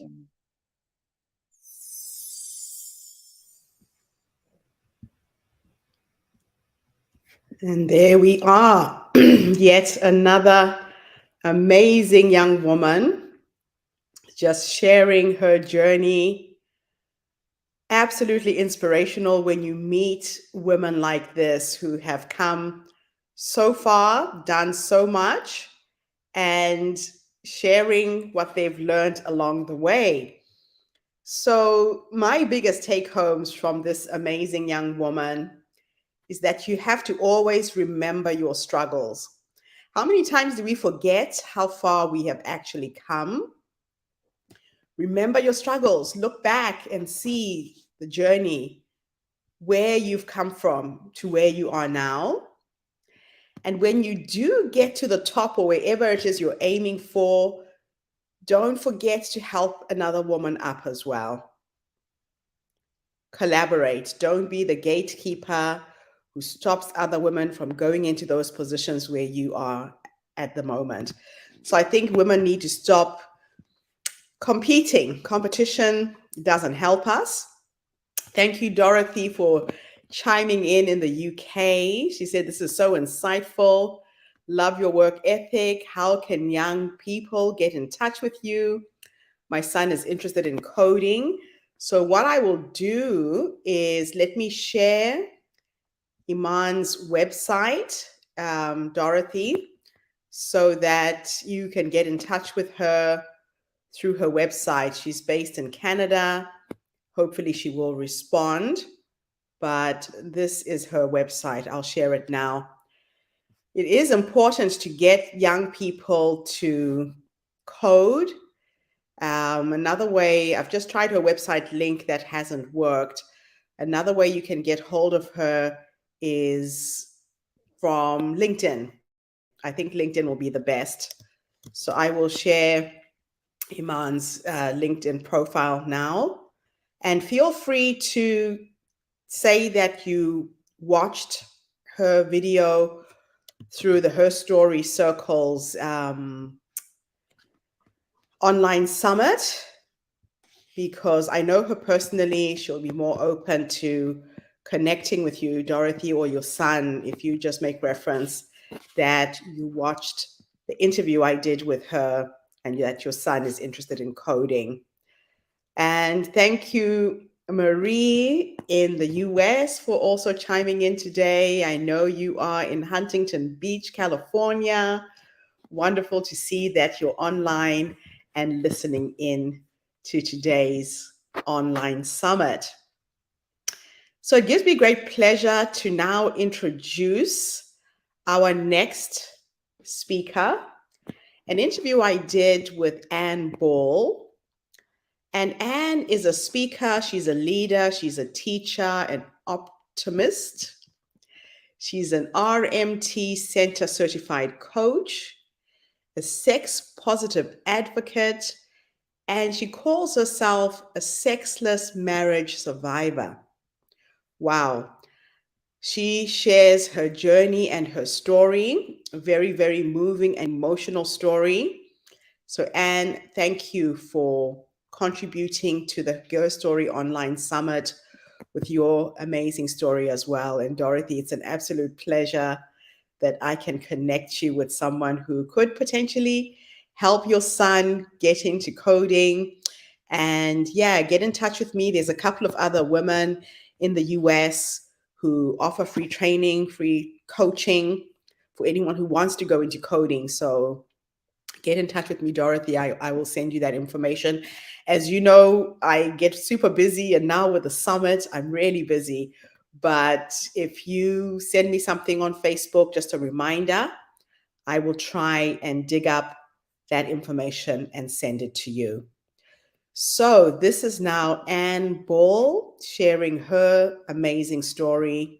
Sit back and relax, and I will be back again with a commentary. Hi, everybody. This is Gertrude Mache here in sunny Wellington, New Zealand. Welcome again to the Her Story podcast. I have another amazing woman by the name of Anne Ball. Anne, please, thank you for coming on the call. Tell everybody where you are, how old you are, and share your story with us this morning. Thank you, Gertrude. I am so honored to be here, and after I saw your TED Talk, I was so motivated and inspired by you. You're doing some amazing things. So I'm really honored to be here. I am 49 years old. I live outside of Washington, D.C. in the United States. And I am here to talk about when I was raped a couple of years ago. I found myself at the home of a friend. And it was a friend where it was one of those homes where you go and you get your glass of wine, and you only have one glass of wine. And the reason you only have one glass of wine is because they keep filling it for you. You know, I felt really safe in this environment. And it was her brother-in-law who had kept coming on to me all that night. And all that night I had said no over and over and over again. And as the night wore on, he just pretty much waited until I was so incapacitated that I didn't even have the ability to say no anymore. And he brought me into a very dark basement, laid me down on the concrete, and I flashed in and out. I have very few memories of what actually happened. And when it was over, when I woke up the next morning, I felt so full of shame and so filled with, I can't believe I just did this. And it wasn't until a few days later when I was chatting with a friend of mine who, when he heard my story, he said to me, "That's rape." And my jaw kind of dropped, and I was like, "It is?" And he's like, "Yes, that's rape." And it lifted the shame and the guilt away from me. It took the blame off of me. And that was enlightening in of itself. It didn't cure the problem. It didn't take everything away, because I still had somebody that had ripped away from me my voice, my ability to say no. And the really sad part of all of this is I was in this home of somebody that I trusted, and it was her brother-in-law that raped me. And they heard what was going on, and it was as if they never did anything to stop it. They sat there and listened to it, knew what was going on, made no attempt to come downstairs and stop what was going on. And I'm like, I was supposed to feel safe in this home. And it makes me wonder, what are they thinking? Why aren't they going out of their way to stop this? Not only just for me, but this was her sister who was asleep in another bedroom. It was her husband that was doing this to me. And I couldn't. That's the part that I still struggle with today. The rape, through a lot of counseling, a lot of what was I saying? I went through counseling, hypnosis, meditation, and then medication to help me get through the PTSD of the rape and to deal with all of that. But the one thing that I still question is, where was my friend, this woman that I trusted, that never stopped what was going on, that they knew was going on in their home? That was the part that really, really hurt. It still hurts today. The rape itself, I mean, I say I survived that rape. but I don't think they have. They're still dealing with the shame. They should be dealing with the shame. They should be ashamed of themselves for not stopping it, for not trying to help me, for not even trying to help her sister. I just think that was just like the most abusive, ignorant. I still don't understand it. How twisted can you be to hear something that's that frightening going on to somebody and not even lift a finger to help? Instead, somebody met me at the top of the stairs and escorted me out the door, drunk off my ass, and I was sent home barefoot. I mean, it was a horrible, horrible time. And I still look back at it and it's like, how could you allow this to happen in your own home? How could you not protect the people that were there? You have a criminal literally staying with you in your home. It was just, I still question that. So. Gosh, that's a very sad story. I take it's reported the rape. I reported the rape to the police. I made a recorded statement to the police. It took a few days before I realized what it was. I had spent that next day feeling so ashamed, questioning myself, how could I have done this? And it wasn't again until I had my friend say, you were raped, that I felt I had it in me to report it, which I did. Yeah.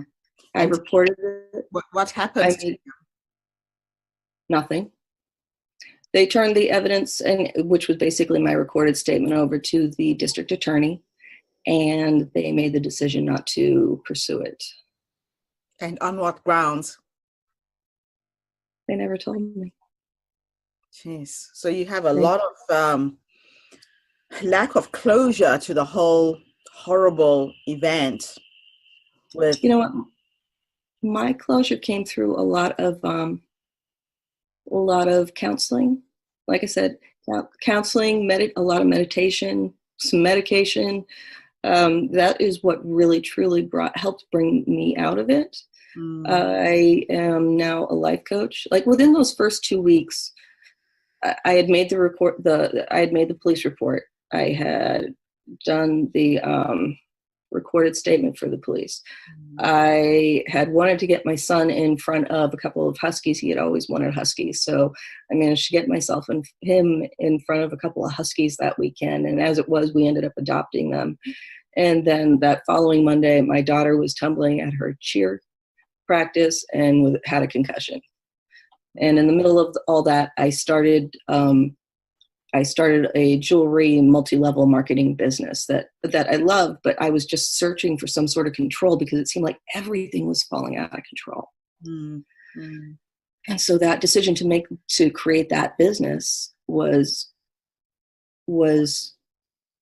I needed to control myself busy, right? Yeah. Myself busy, but just I needed something in my life that I could control because everything was out of my control. Gosh. And it was a bad time. It was a difficult time. I had to, there was a lot of extra care involved with my daughter with her concussion. The dogs, fortunately, came very well trained, and they were like the best addition to the household. I mean, just love. They're beautiful medicine. Just in and of themselves, they're happy, and they're dogs. They're just right, an experience. I mean, and especially at this late age, because a lot of people think that you get raped when you're younger, right? And here you are at this age having to go through that experience. And at the hands of a friend, you were in a friend's house in a supposedly trusted and safe environment. What I thought. And you were violated, and wow.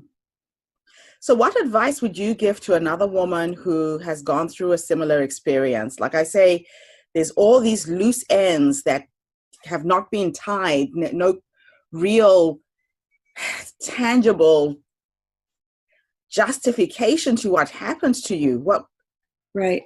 You know, any woman who is going through a similar situation, get as far away from that. The friendships that I had were toxic. I mean, as I look back, it's as if they were the type of crowd that one person would come in the room, they'd all talk about somebody, and then when the person they were talking about came into the room and another person left, they talked about the person that left. I mean, it was a very toxic environment to begin with. And I didn't really recognize that at the time. In retrospect, I recognize it.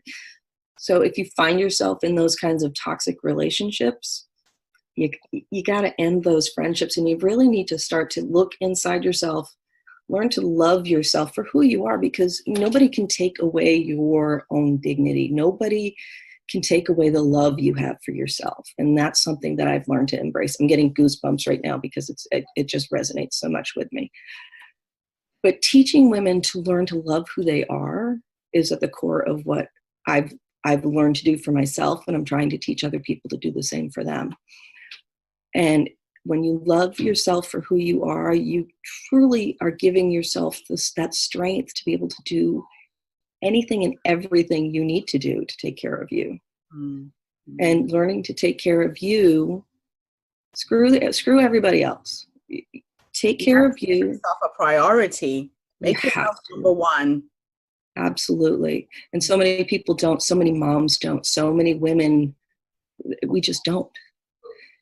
And this is part of what I try to teach, and I know it's part of what you're trying to do as well, is to bring in that self-awareness and that self-love and that self-care, and just love who you are. I don't care what you look like. I don't care how old you are. You just need to take care of you.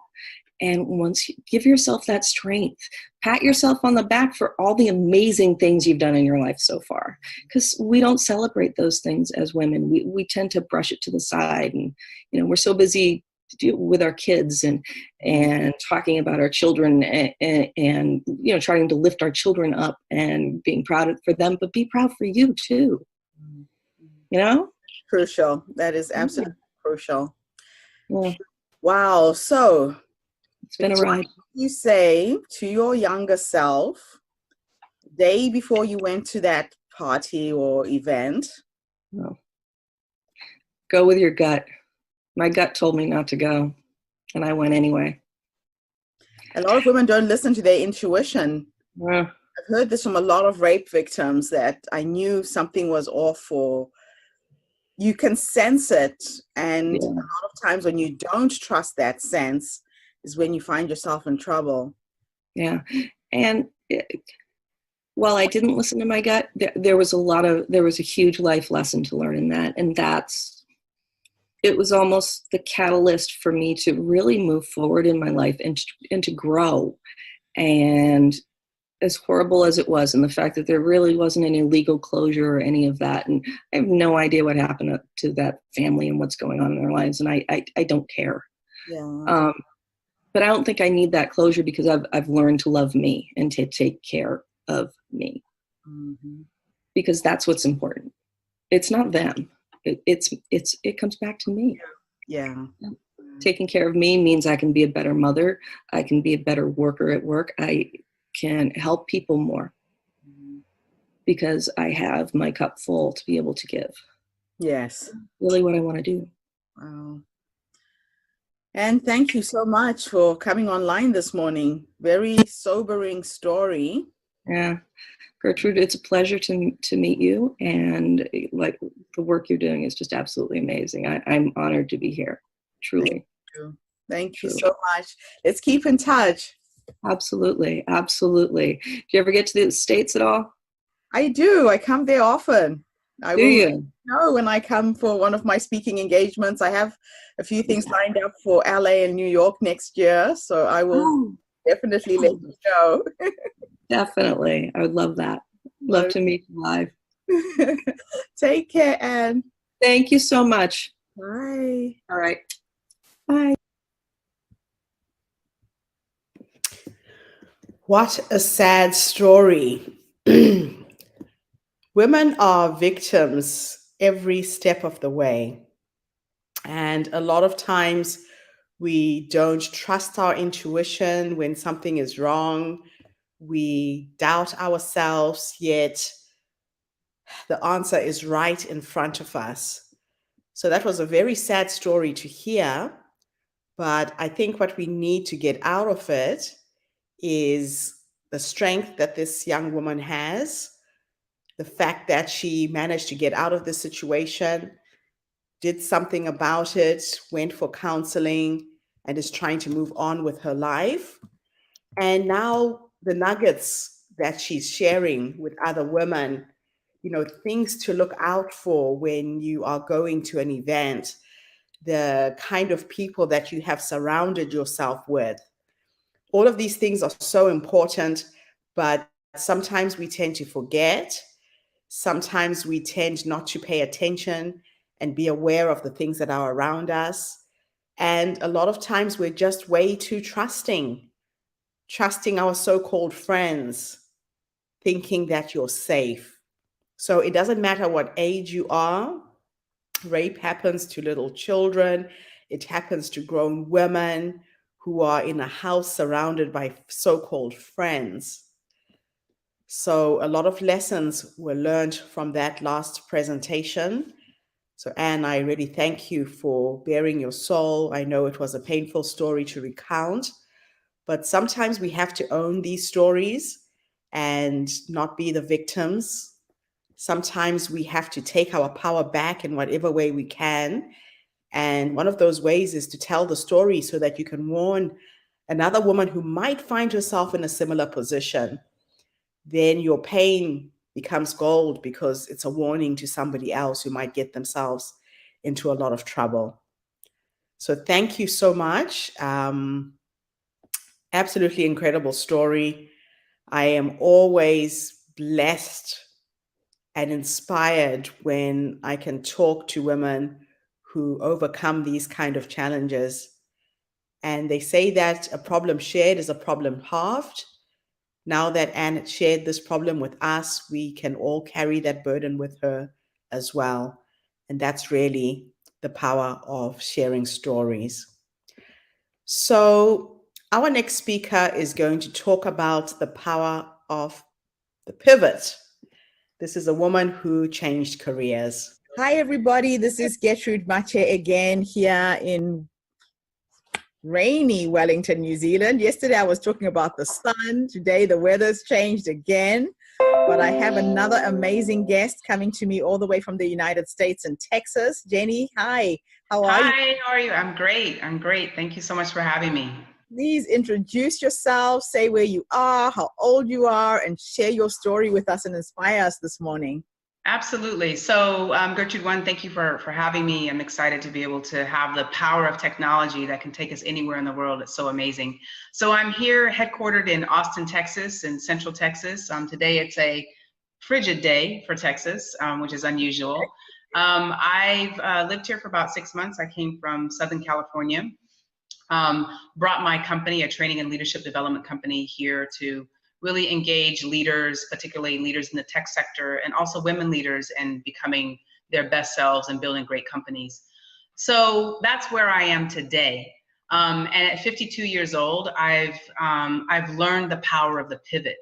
So one of the things that I think so many of us, young women and those of us who are a bit more seasoned, is that we start on a career trajectory, a career path, right?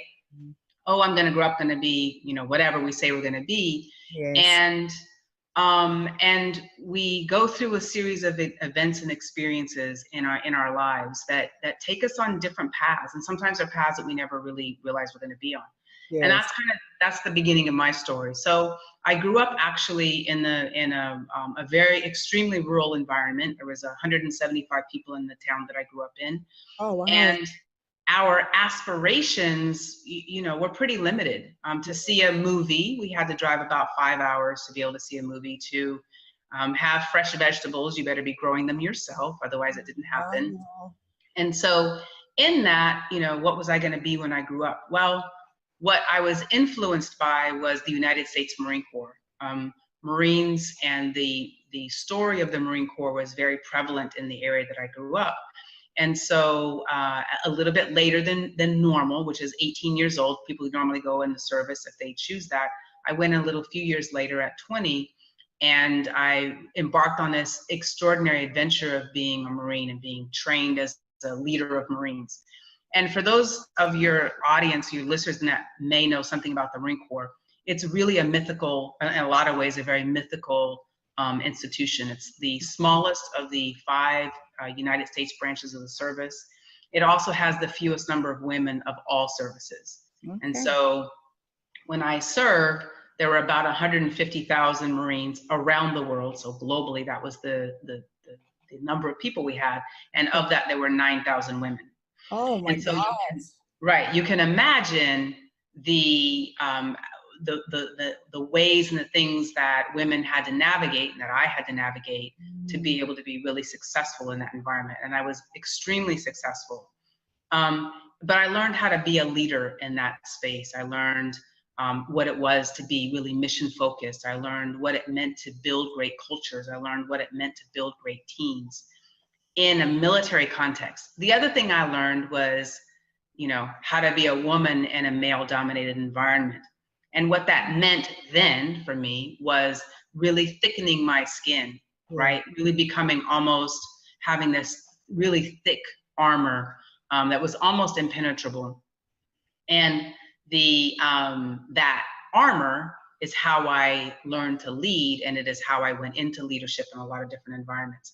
And the reason I say that is that I think a lot of women leaders that I work with now and that my company works with, we end up kind of being taught and trained that leadership has to look a certain way. And it's usually, it really looks the way men lead. That's kind of the model that we're given. It's right.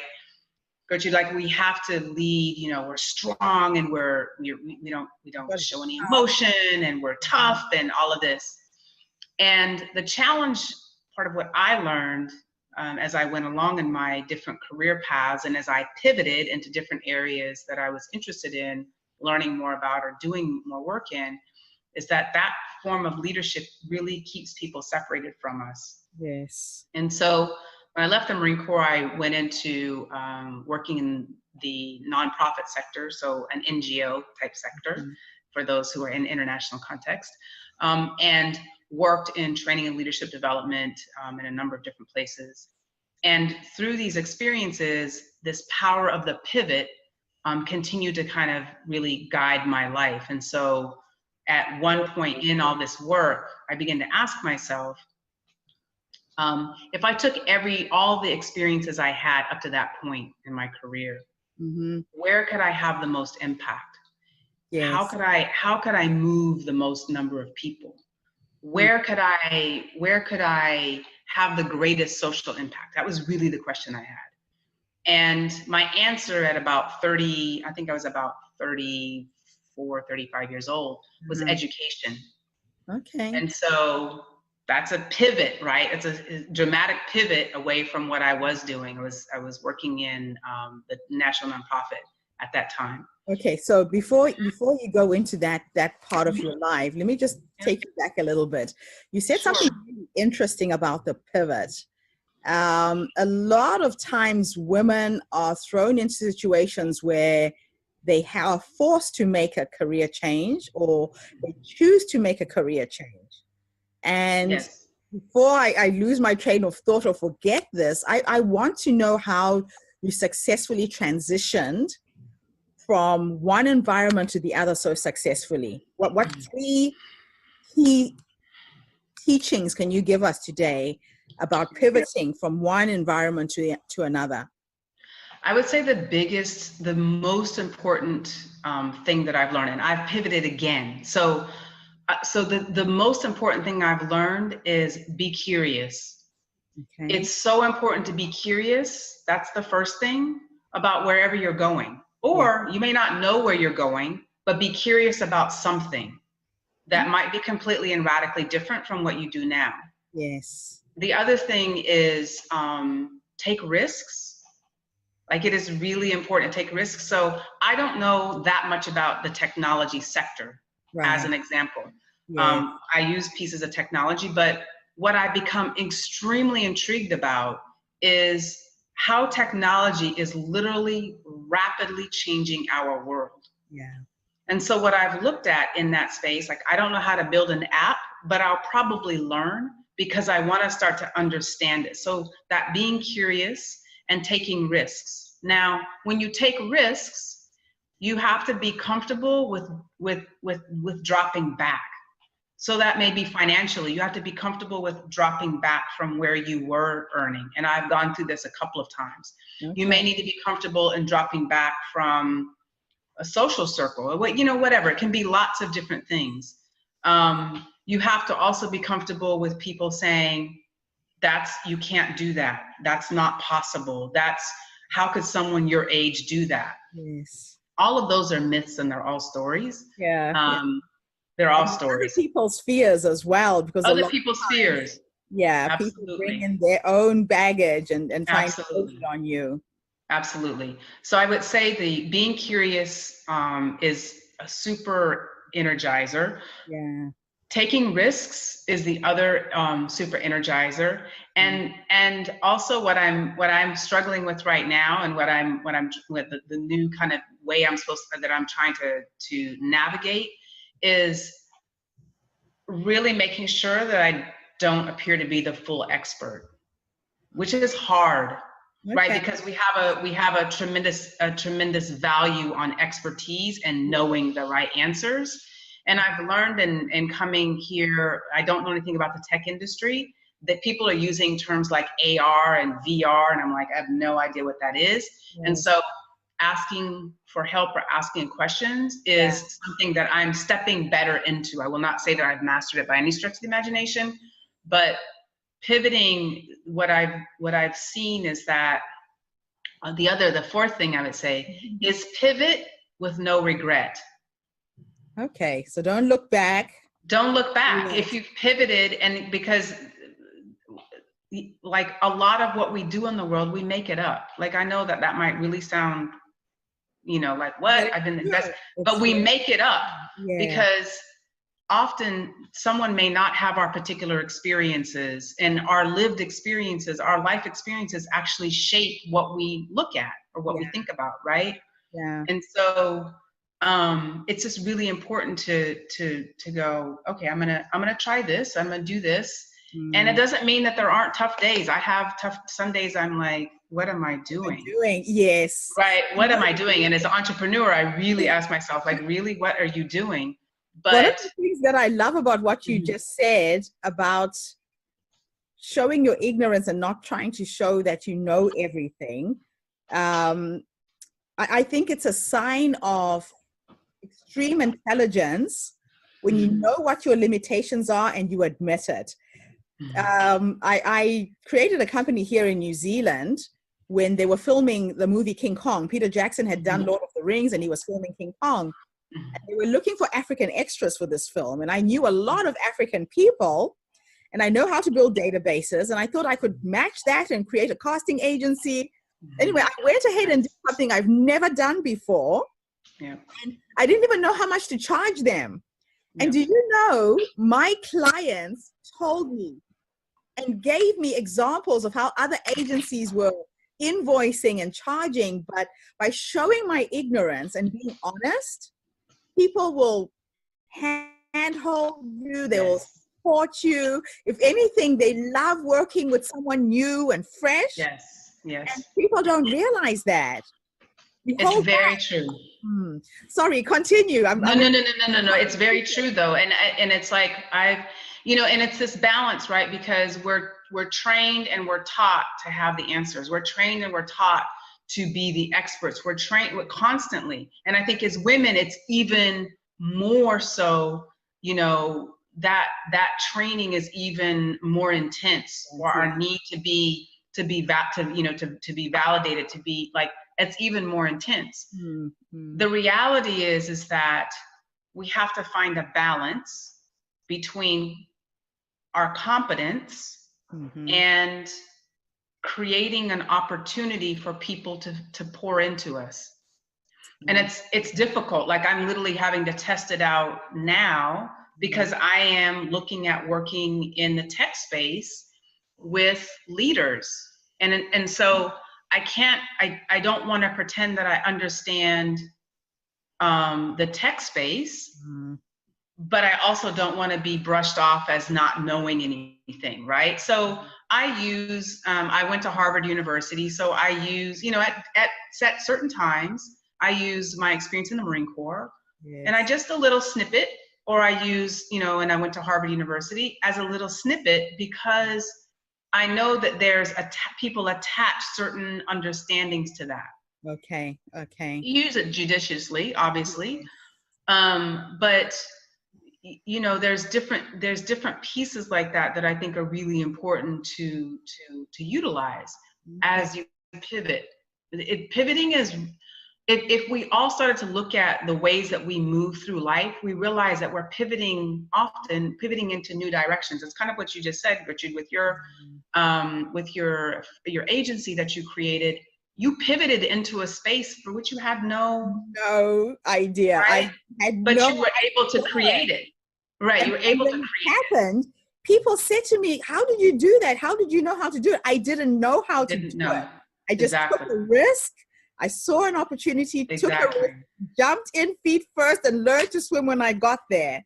Exactly. And that is the most powerful. Like, I think that what I continue to see and what I continue to challenge myself to hold on to is that if you think about everything around us, someone took a risk to create it. It doesn't matter. You can name a company.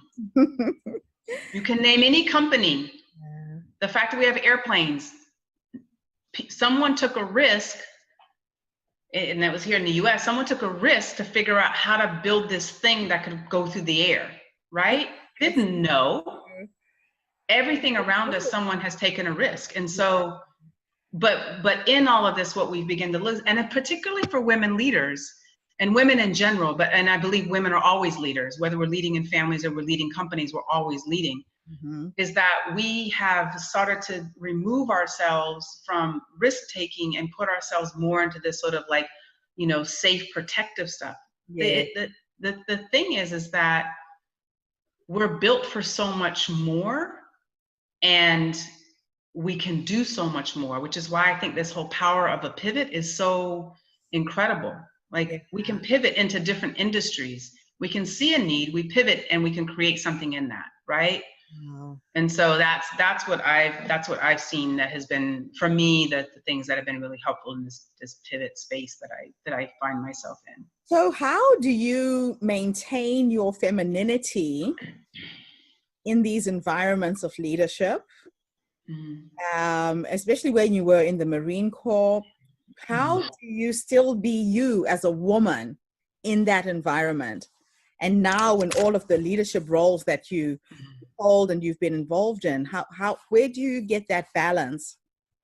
Honestly, I didn't do it well then when I was younger, because there's conversations that I get to be in now as someone who's an elder, and I would call myself an elder in terms of, if I look and I'm sitting with someone who's 20, I am an elder to them, right? And so I have a different level of wisdom. I'm a wisdom keeper now. And so as in that role, I walk in the rooms now, I don't even think about perceptions of others, because they don't matter to me anymore. Yes. And that's just a matter of going through all of the agonizing stuff that we go through as young people and young women, and as we continue to mature in our place. I think is it because you feel more comfortable in your own skin now? I think I've learned that I mean, this may sound terrible, but I really have learned that all of this is manufactured. It's all created. Yes. So I can create whatever. I mean, okay, so then that means that I can create it too. Yeah. Right. If it was created and put on me to begin with, yes. How should women conduct themselves? How should men conduct themselves? Yeah. If it was all created to begin with, that means I can create it whatever way in a way that fits me, right? Yes. And so I walk into rooms now with multi-millionaires, billionaires, or people who aren't. People are very humble. but I walk in as my own version of I'm just me. Yeah. Right? I don't spend a whole lot of time worrying about a lot of these perceptions. One, I can't control anyone's perception of me. I have definitely learned that. Okay. Right? I have definitely learned that when I'm worried more about your perception of me, that it stops me from actually being my best self, or for me being successful, because I'm too tied up in worrying about what you may be thinking about me. That's a lot of bandwidth. That's a lot of mental energy, you know? And so age does help, definitely, but I also think that for women in particular, that we can speak this into younger women, and that we can be the containers around younger women to help them move forward much more confidently.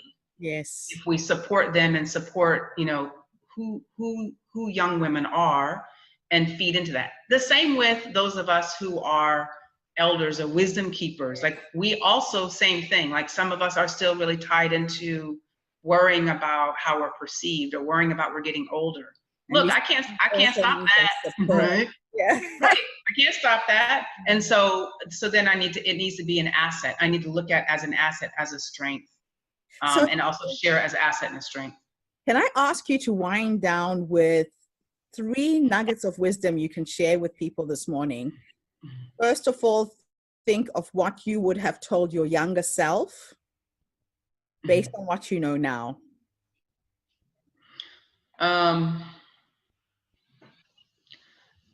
would say that I would have told my younger self that you have many lifetimes in one lifetime. And so do everything that you want to do. Do whatever you feel like, whatever is of interest to you, do it. Because it's really, it's not one thing. It is not one thing. We can have multiple careers, and radically different careers. Yes. We can have multiple relationships along the way, right? My mother has been married 3 times, and they've been over 10, 15-year marriages. Okay. Right?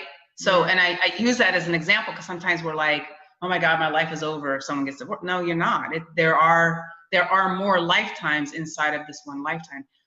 People should move. People should travel. Oh my gosh, travel. A friend of mine this morning, who I encouraged to go on a trip to Bali from Africa. She was so scared and was holding back, and she wants her life to change.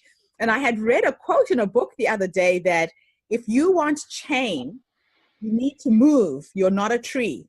Absolutely. And Absolutely. people will stay stuck in one place, want to change, but they don't move. Yes. Travel is the most powerful. Travel, I think, is one of the, and travel international. Don't travel to like down the street. Travel international. Move, relocate to different places, because you get to discover things about yourself you never realized, and you wouldn't discover them unless you either travel internationally. You have a passport, or you move in a completely different place. You know, I've moved across country from one coast to another in the US, and then back to the middle. And it's a completely different environment. So travel is really powerful. And then just understand that we have more lifetimes inside of this one that we are given from the birth to death.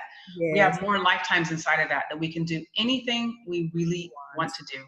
And if you want to do something, go do it.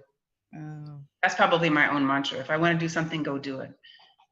Thank you so much for this interview. You have so inspired me this morning. Thank you. Awesome. Thank you. Oh, this is good. Wow. Wow. So how can people get hold of you? So I have a best-selling book called From Empty to Overflow, 5 Radical Actions Women Can Use to Rejuvenate, Grow Profits, and Inspire People. And so the website to get to that is www.fromemptytooverflow.com. So it's fromemptytooverflow.com. You can go there, get access to the book. I think there's a little happiness checklist or something like that on it. But just something for women, particularly for women leaders. I'm really committed that women leaders can lead in a way that keeps them feeling rejuvenated, because as you know, Gertrude, women are the backbone of the world, and we are also the ones who are called to change the world from the way we see it now to a world that really works for everybody. And so that's a huge piece for me, that we need to be, in order, because we are the engines of the world, in order for us to do amazing things, we have to first take care of this engine called our bodies, ourselves, our spirits, so our spiritual self. So From Empty to Overflow talks about that, and is really powerful. It's a powerful book. Thank you. Thank you. Thank you. Have a fantastic day. What's left of it? Thank you. Keep in Yes. touch with me. I will, absolutely. I will, absolutely. And I'll have a couple people I want to send your way. So thank you. This is great. Thank you. Thanks, Jenny. All right, Gertrude, take it easy. Wow.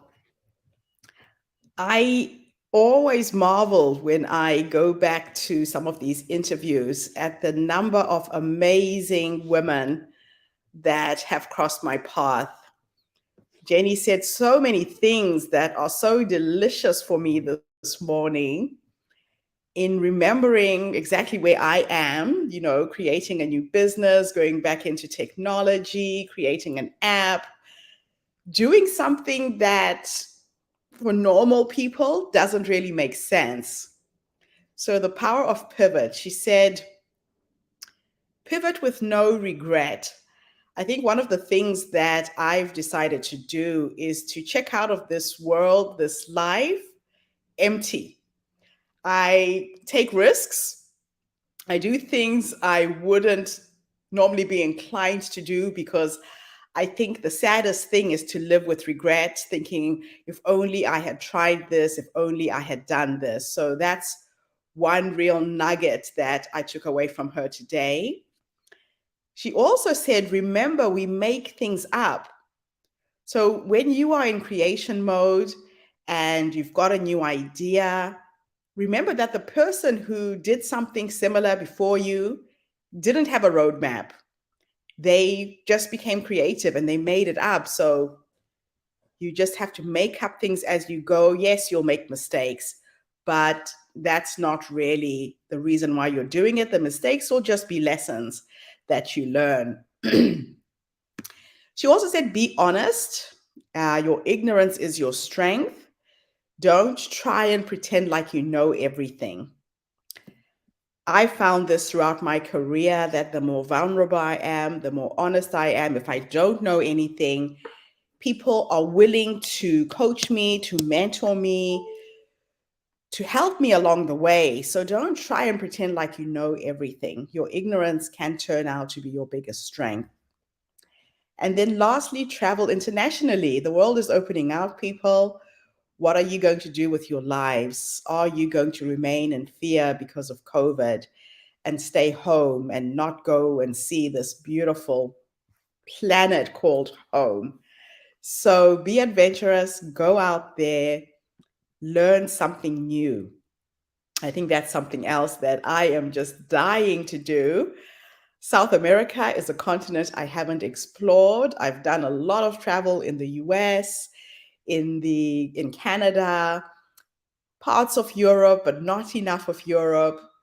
I've been to 56 countries and I am still eager to see more. So travel internationally, it opens your horizons, it opens your world into other worlds. There's nothing like travel to take you to a different level. So our next presenter is coming from the US again, from St. Petersburg, Florida, USA. Pat Voxborg is going to share a bit of her story.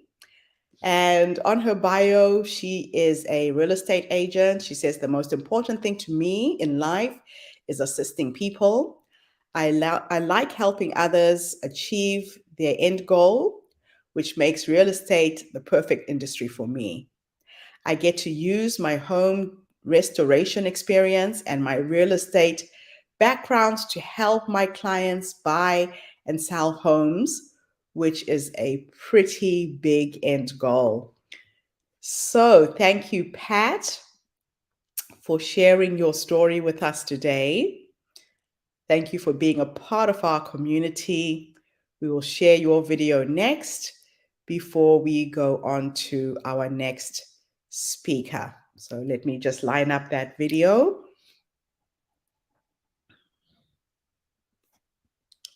Just make sure that I have it first.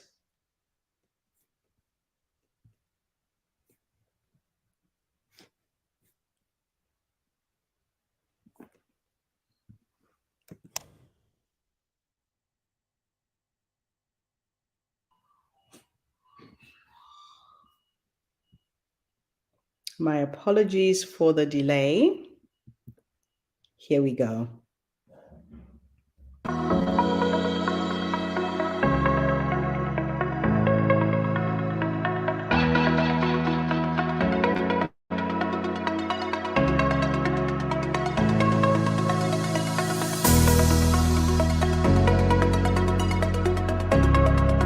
My name is Patricia Vosberg, and I live in St. Petersburg, Florida.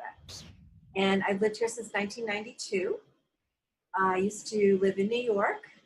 I was actually born in New York, in Brooklyn, and lived there for most of my life, except when I moved here 26 years ago. And so my life is a little interesting, as every woman's life is, of course. And we make decisions and things that we look back upon and we say to ourselves, why did I do that? What decision did I make? So as I wrote to you, I met my first husband. I did not get married, of course, at this age. I met my first husband when I was 16. Okay. And I never really had a boyfriend before that. And so it's way too young, in my opinion, to get into a serious relationship.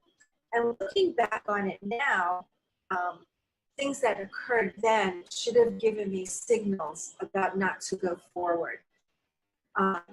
Like making me get rid of my girlfriends, who I had two friends that I was really close with. And he said things about them that made me question my friendship with them. And of course, this is like so long ago, because I'm 60 years old now. Yes. And so this is a long time ago now, but looking back, it was, and he was only 17, so it's not like he even had like this plan in mind for his life either, I'm sure. Mm-hmm. And so looking back on that, there were all these signs that I should have realized, such as, how he treated me and spoke with me, and how demeaning he was, and little things like that when you're really a child. In essence, look back on it, 16 is really young, and 17.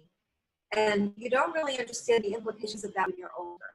So going on in life, I got married with him, and I chose not to have children with him because, for various reasons, but he has schizophrenia in his family, and I did not want to have a child with schizophrenia. His brother's schizophrenic. And I'm really thankful that I made that really good decision not to have children with him, because then you are always attached to someone like that. So looking back, like I said, emotional abuse, verbal abuse, physical abuse at the end of our relationship, which we are divorced since 2008. Mm-hmm. So I was with him a very, very long time. And then financial abuse, absolutely, because he's worth quite a bit of money. And I did not have an attorney in the divorce. I was told I didn't need one. And you're not talking that long ago, like 10 years ago, you're like, wow, you didn't have an attorney. Mm-hmm. And I'm not the same person I was then, 10 years ago.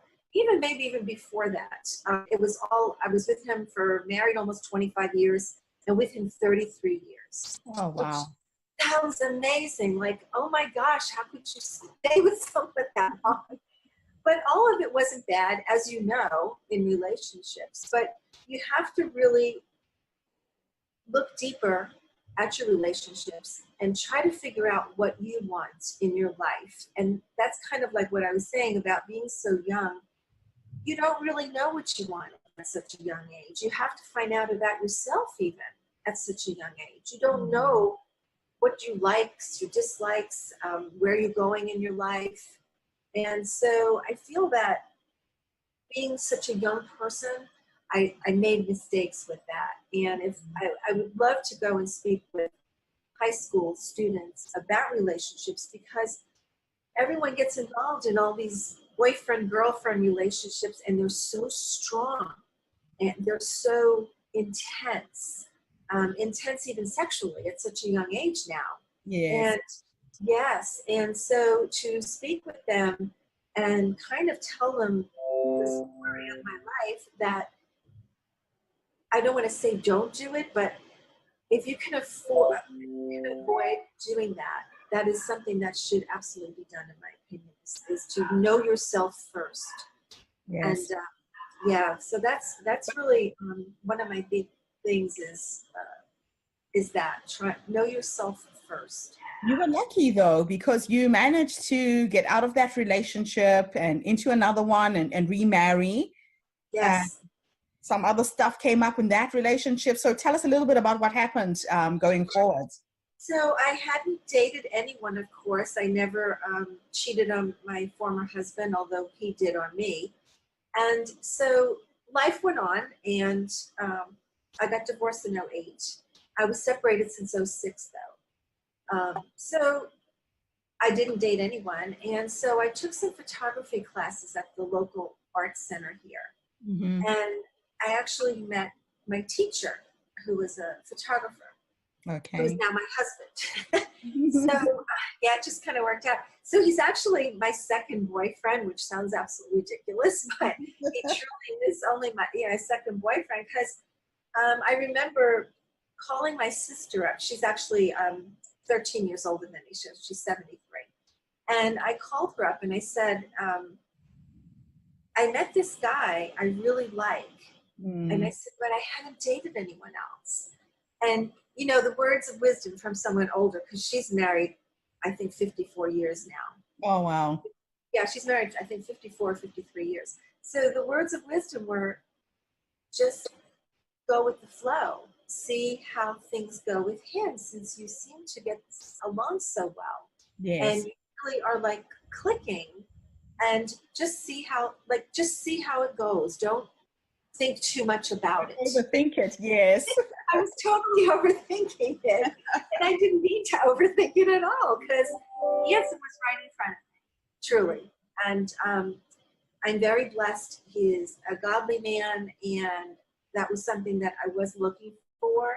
And that's another thing too about relationships. I really think you have to go in knowing what you want, Yes. not what the other person wants, but what you want yourself.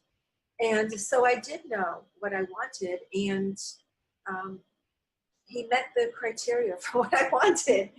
So we got married. We met each other actually in 2009, but we didn't start dating until 2010. Okay. We got married in 2013, and in 2014 we both were struck with Lyme disease. And a lot of people What don't a bit even about know. Lyme disease. What is that? Lyme disease is when you get bit by a tick, Oh. and the tick infects you with, it's called spirochetes. And they attack your brain first, and then your other large organs. And it's a very debilitating disease. It can kill you. It has killed many people in the United States. You're both bitten. Yes. Now, there's a trick with getting bit.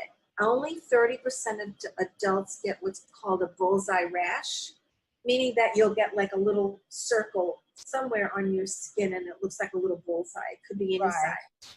And we neither of us got that. Only 10% of children get the bullseye rash. So you're talking about a very large population of people who don't know they got bit. All of a sudden, well, not all of a sudden, but shortly after getting bit, have symptoms. And the symptoms range from extreme brain fog, extreme joint pain. You can't remember anything at all. Anyway, so it was an amazing journey for us. We were out of work a year. We have very good health insurance that we pay, but health insurance does not cover treatment. Oh, wow. It's not recognized by the, I guess, the CDC here in the United States. And anyway, we a lot of money later we went through our savings and just to be well and not die and take care of ourselves. So that was really an amazing journey for us. And now the journey's come back again, because just 2 weeks ago I was re-diagnosed with Lyme. And so now I'm going through some treatment again. Oh, wow. And It doesn't go away after you've had the treatment. no, you're just in remission. They actually call it Lyme AIDS, which is Oh, interesting. wow. Yeah, because it's like an acquired immune deficiency syndrome, but it's called Lyme AIDS, and I actually read that recently.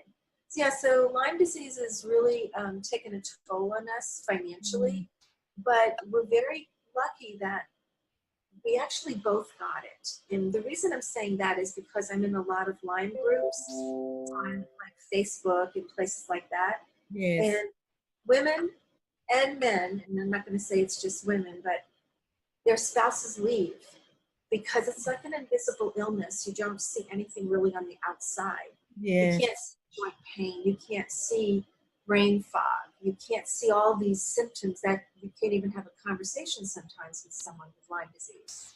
And Oh, wow. there's a really good movie out called Under Our Skin. It's on Netflix, I believe, but you can probably YouTube it. And those people in that movie really are so sick from Lyme. So just from an emotional standpoint, a financial standpoint, it's really taken a toll on both of us. 4 years ago, I actually had to stop driving because I could not drive anymore. I had episodes of like being in one place and then being at another light and not knowing how I got there. Oh, So wow. it's like you have a blackout, but not really. And my husband didn't understand that, you know, what I was saying about that, until he went through a red light. Oh, my gosh. So he went through the red light, and I said, "Hon, you just went through that light." And he was like, "What light?" I was like, Oh. "Yeah." So it's pretty amazing to know that you'll never get rid of something. Yes. It just being remission, and it can like pop up anytime for any reason. Whatever reason. Yeah, I feel great, which is wonderful, because the first time around we were sleeping like 18 hours a day, both of us. So you get like panic fatigue. Oh my God, it was awful. The thing with Lyme disease too is that people who have like chronic fatigue or MS or lupus or oh my goodness, fibromyalgia, they actually should be tested for Lyme, because a lot of them actually do have Lyme disease. And therefore they're not getting treated for Lyme, but they're just being treated for those other illnesses and actually will never get well. Oh, wow. There's like 10 to 12 different illnesses that mimic Lyme. Yes. And so even though you may have MS and per your MRIs and all that, you also may have Lyme disease, and you're not being treated for it. So all these other illnesses that people do have, they're not being treated for it. So for checking myself, you know, it's the go round too, you know, here we go again. And we're both self-employed.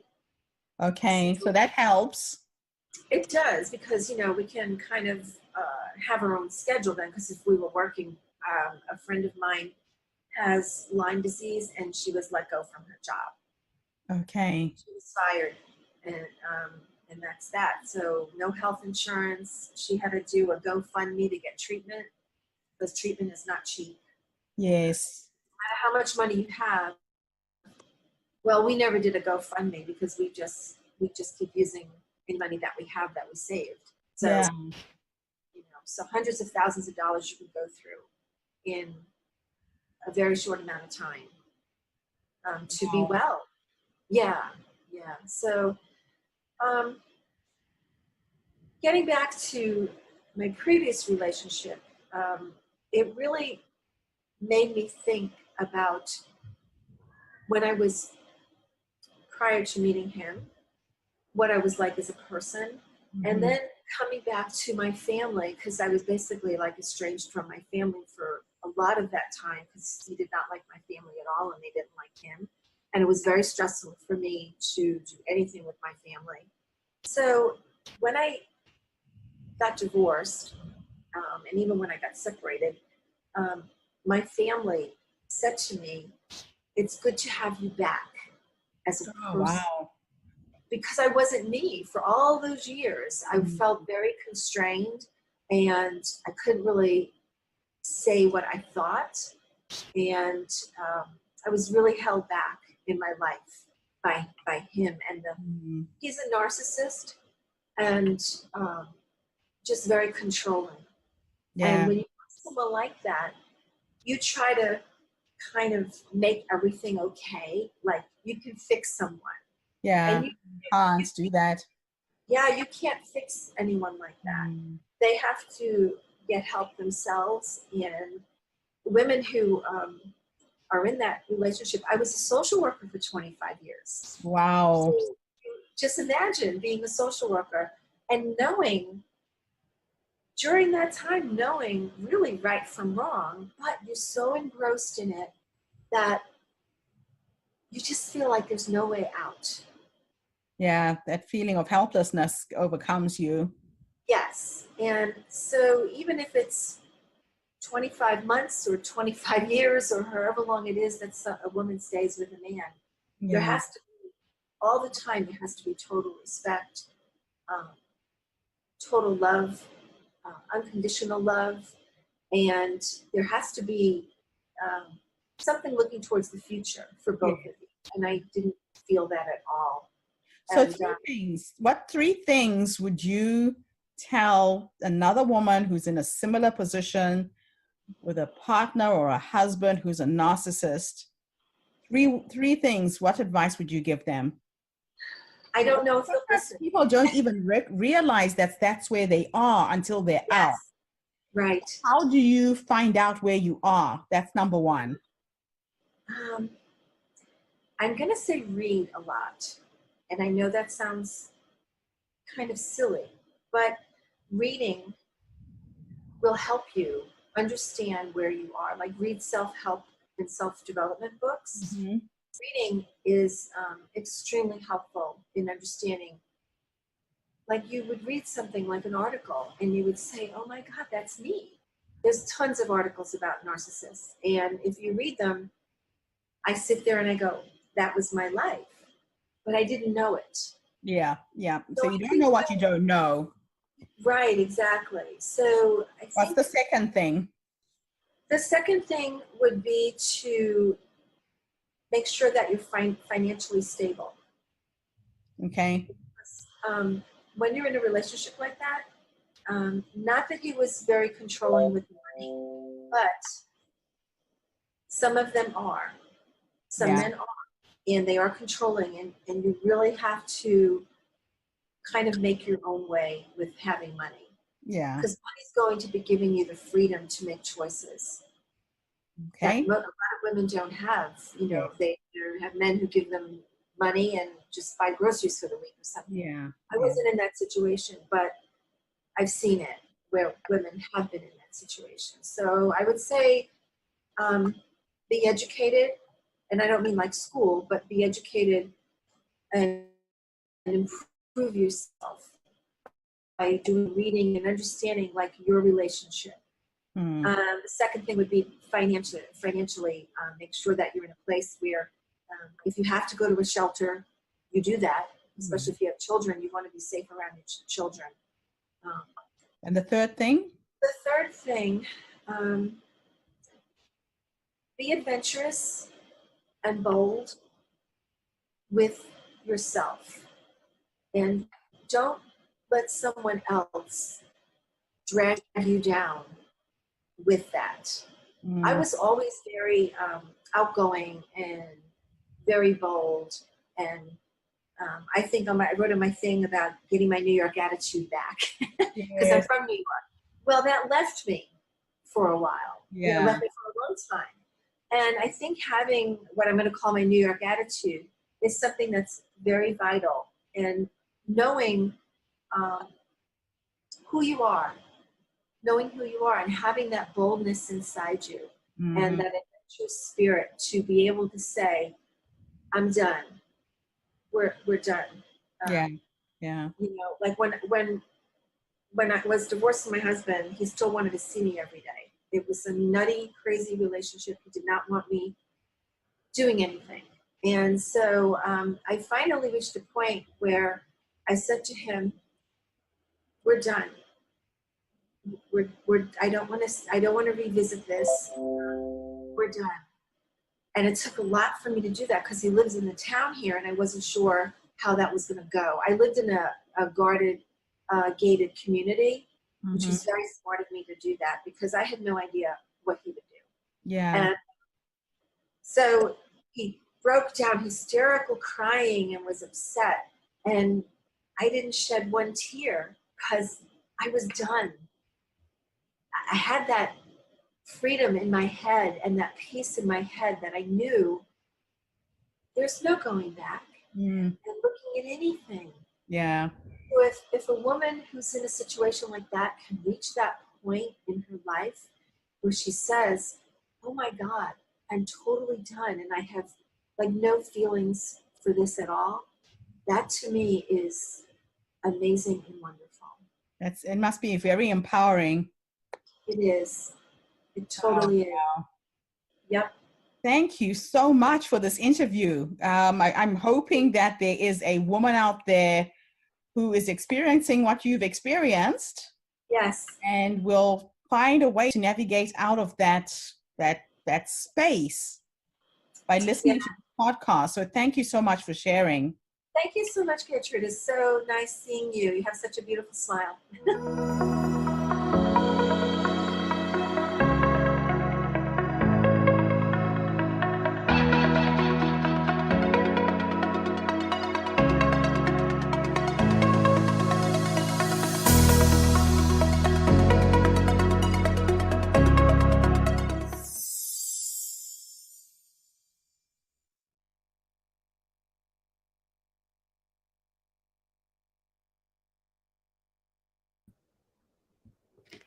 Thank you, Laura. Thank you, Pat, for that incredible presentation.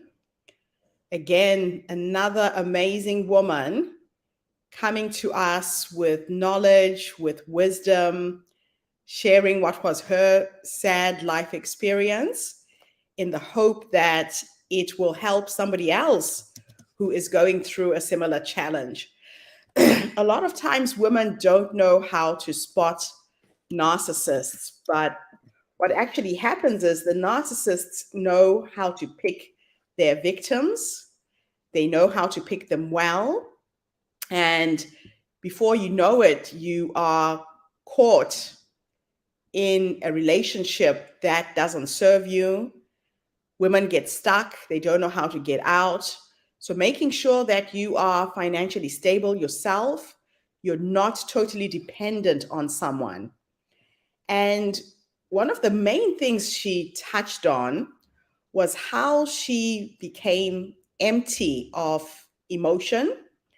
You know, a lot of times narcissists will show great, concern, emotion when a woman decides to leave, to a point where some women end up changing their minds and staying on with that person, and it doesn't really serve them.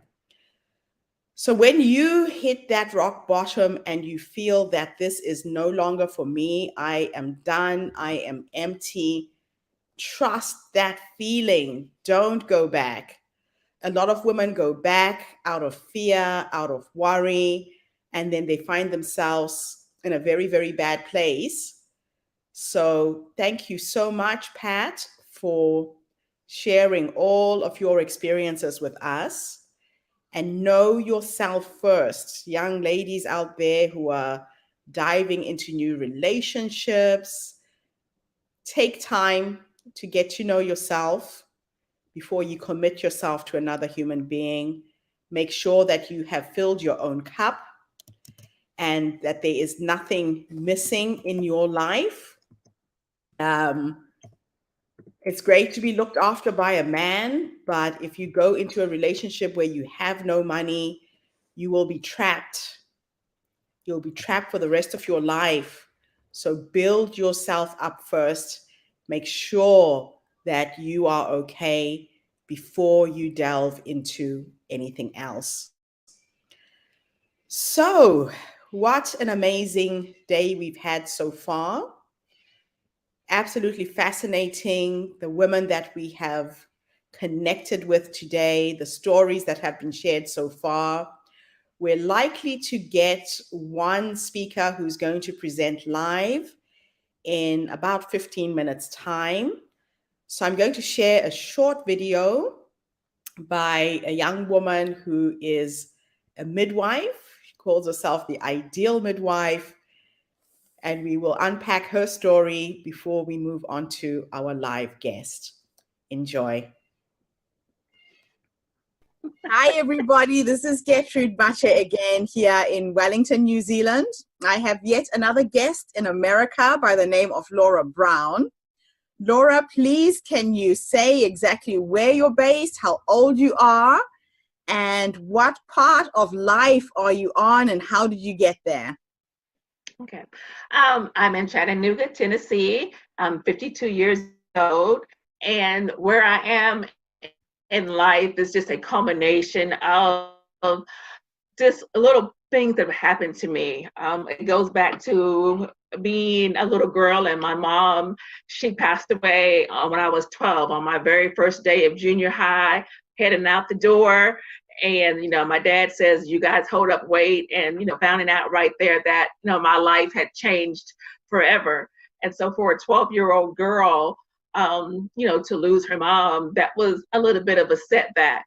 But I learned to be resilient through that, that particular day. And even though it's been over 40 years ago, it just still sticks out in my mind, because the day that my mom died, I was the only one in the house who knew everyone's phone numbers. And so I was tasked with making all the phone calls to my brothers, to my sister, to my aunts. And I held that particular day, I didn't get a chance to really grieve. After all the calls were made, I remember I had a little poodle, and he was sitting on the back porch and had this dusty little dingleberry sitting on him. And I hugged him and I cried into his fur, and his name was Midnight. And I said, I cried my tears on Midnight that particular day. And just, bouncing, back from that, and, going through life and making, horrible life choices. I got into an abusive marriage for just a couple of years. I got wise and got out of that. But, even going through that, emotional and physical abuse, where I'd always been told during that time that I was never worthy enough for this particular person, even though he was, physically abusing me and things like that. But I was never worthy enough. I was never pretty enough. My teeth were never straight enough. My hair wasn't long enough. My skin wasn't clear enough. I was never enough. And to, go through that and never feeling like you're enough, and how to bounce back from that and figure out at some point that I was worthy enough to get out of that relationship. Oh, wow. I was worthy enough. My daughter, yeah. Let's go back to your childhood just for a second. Okay. Was there a lead up? Mm-hmm. Was your mom ill? Was it a sudden death? What were the circumstances of her passing? She was diagnosed with stomach cancer probably when I was about 10. I vaguely remember, they try to keep it hush hush from a 10-year-old, but I was kind of in the background there. So I knew she was sick, but I didn't have an understanding of cancer. 10-year-olds back in the 70s weren't as, as savvy as the 10-year-olds now. And so I didn't understand the impending death. I knew she is sick. I watched her go through, drive herself to chemotherapy treatments and radiation treatments and things like that. And so she had been, they didn't know what it was for a couple of years. They did all kinds of surgeries. And then by the time they realized it was stomach cancer, it was really too far gone for them to do anything. And so, it was a slow death for her, while I watched her kind of whittle away Oh, from that. so sorry to hear that. And so in the relationship that you were in, you realized that you had sold yourself short, but you had the courage to kick yourself out of it and rebuild your life. What happened from there? Well, I was in the military at the time. He wasn't. And it was this one night. I had a little girl, and up until this point, she had never seen him put his hands on me. And this particular night, he was upset about a grilled cheese sandwich or something. And, his hands were around my throat and, lifted me up against the wall. But I could see over his shoulder and see the fear in my daughter's face. And she was about 3 at the time. And it was just, right then and there, I was like, no, I've had enough. And he asked me, well, do you want me to leave? And that was the very first time I said, yes, I need you to pack up your things and go. And he was gone, that very next day. It was like, I've had enough. And, from then it was just a slow point of always trying to prove I was enough, that I was attractive or that I was enough. And so it took me a couple of years just to really wrap my mind around, somewhat of my value.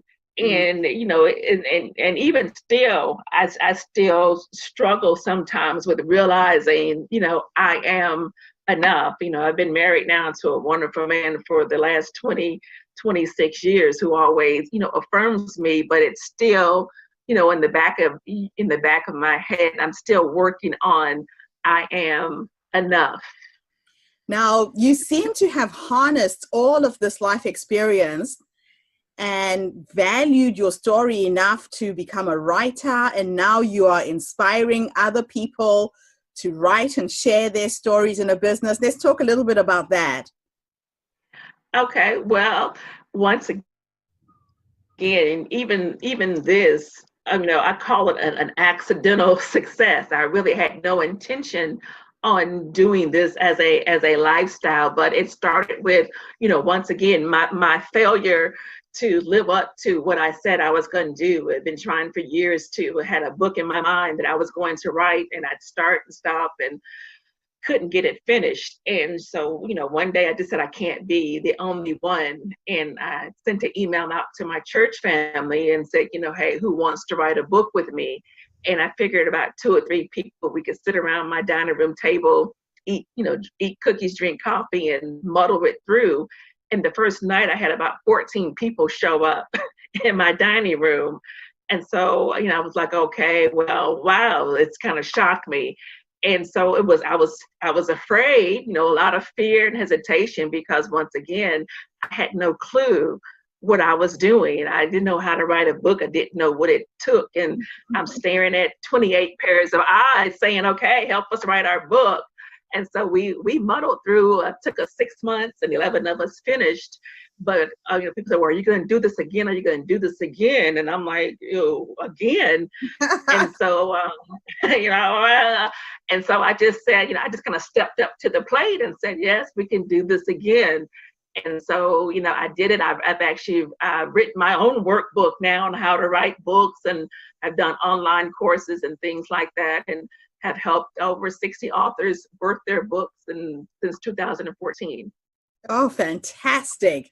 That is just an amazing story. So we're going to end the interview with you giving us 3 nuggets of wisdom. What advice would you give to somebody who's sitting on the fence, who's not sure they want to write, who's scared and fearful? What advice would you give them?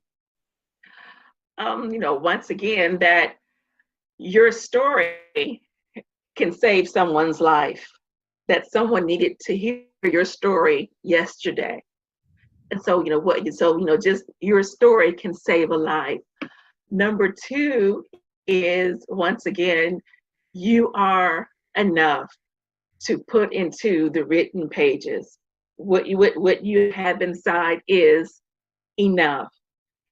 And I guess number 3 would be, never minimize what's inside of you in order to make others feel better. That what's inside of you is valuable and it needs to come out, no matter who is against it, who might feel bad about the words you have to say.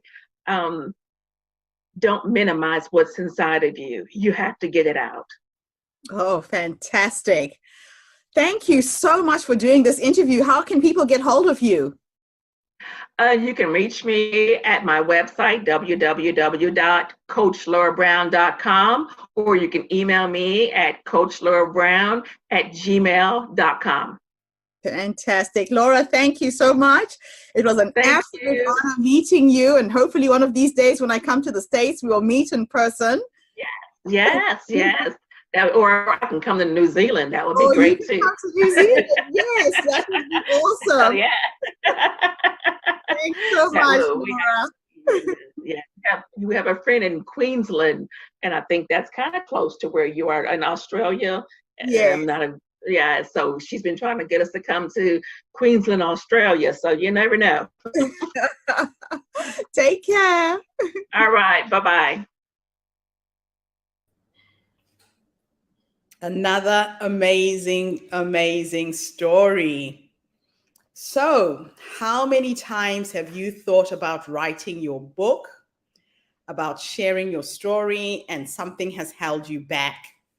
I'm going to be running some book writers workshops this month and next month.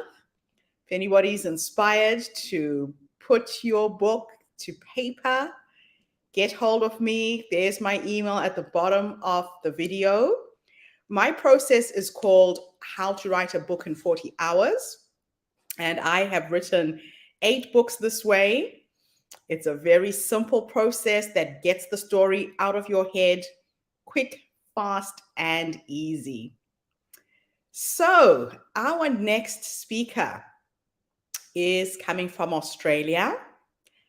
This is a gentleman this time. So you remember what I said, that the Herstory movement is not just for women.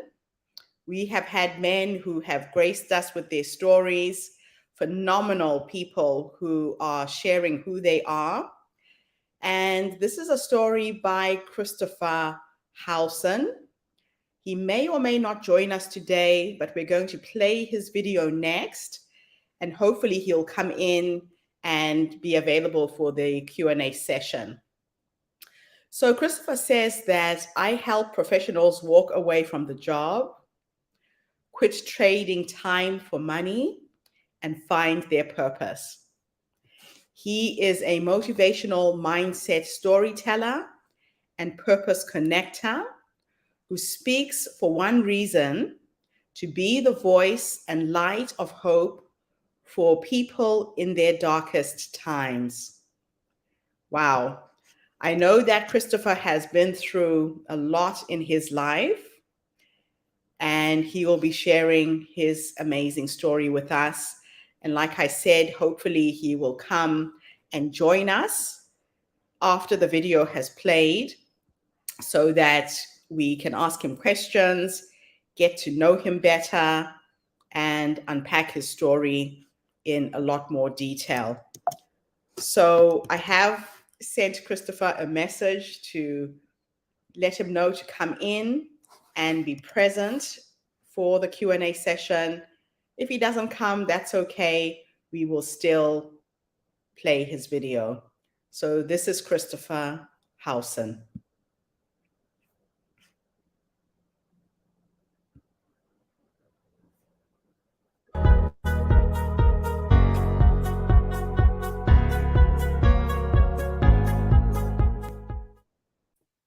Hello, everybody, and welcome back to the Herstory TV and the Herstory podcast.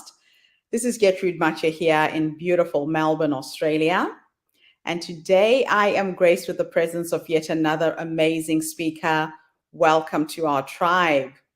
Please tell everybody your full name, where you're based, how old you are, and share your story with us today.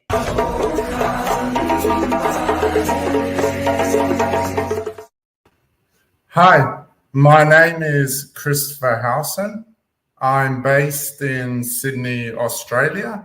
I'm 38 years old, and my story, the moment I want to share with you that made me choose to inspire the world with my story was there was a moment in my life where I reached rock bottom, where I was ready to give up. And I remember one time my wife looked at me in the eyes. We were nearly hurt. Hello, Christopher. Hey Gertrude, how are you going? You there? I'm good. How are you? I am good. How are things going? Yeah, they're going great. Fantastic. So we're going to not play the video and have you live. Yeah. Okay, so I'm going to exit. I already read your bio. I'm glad you're here. And then we will have a Q&A session afterwards, okay? Cool. Thank you.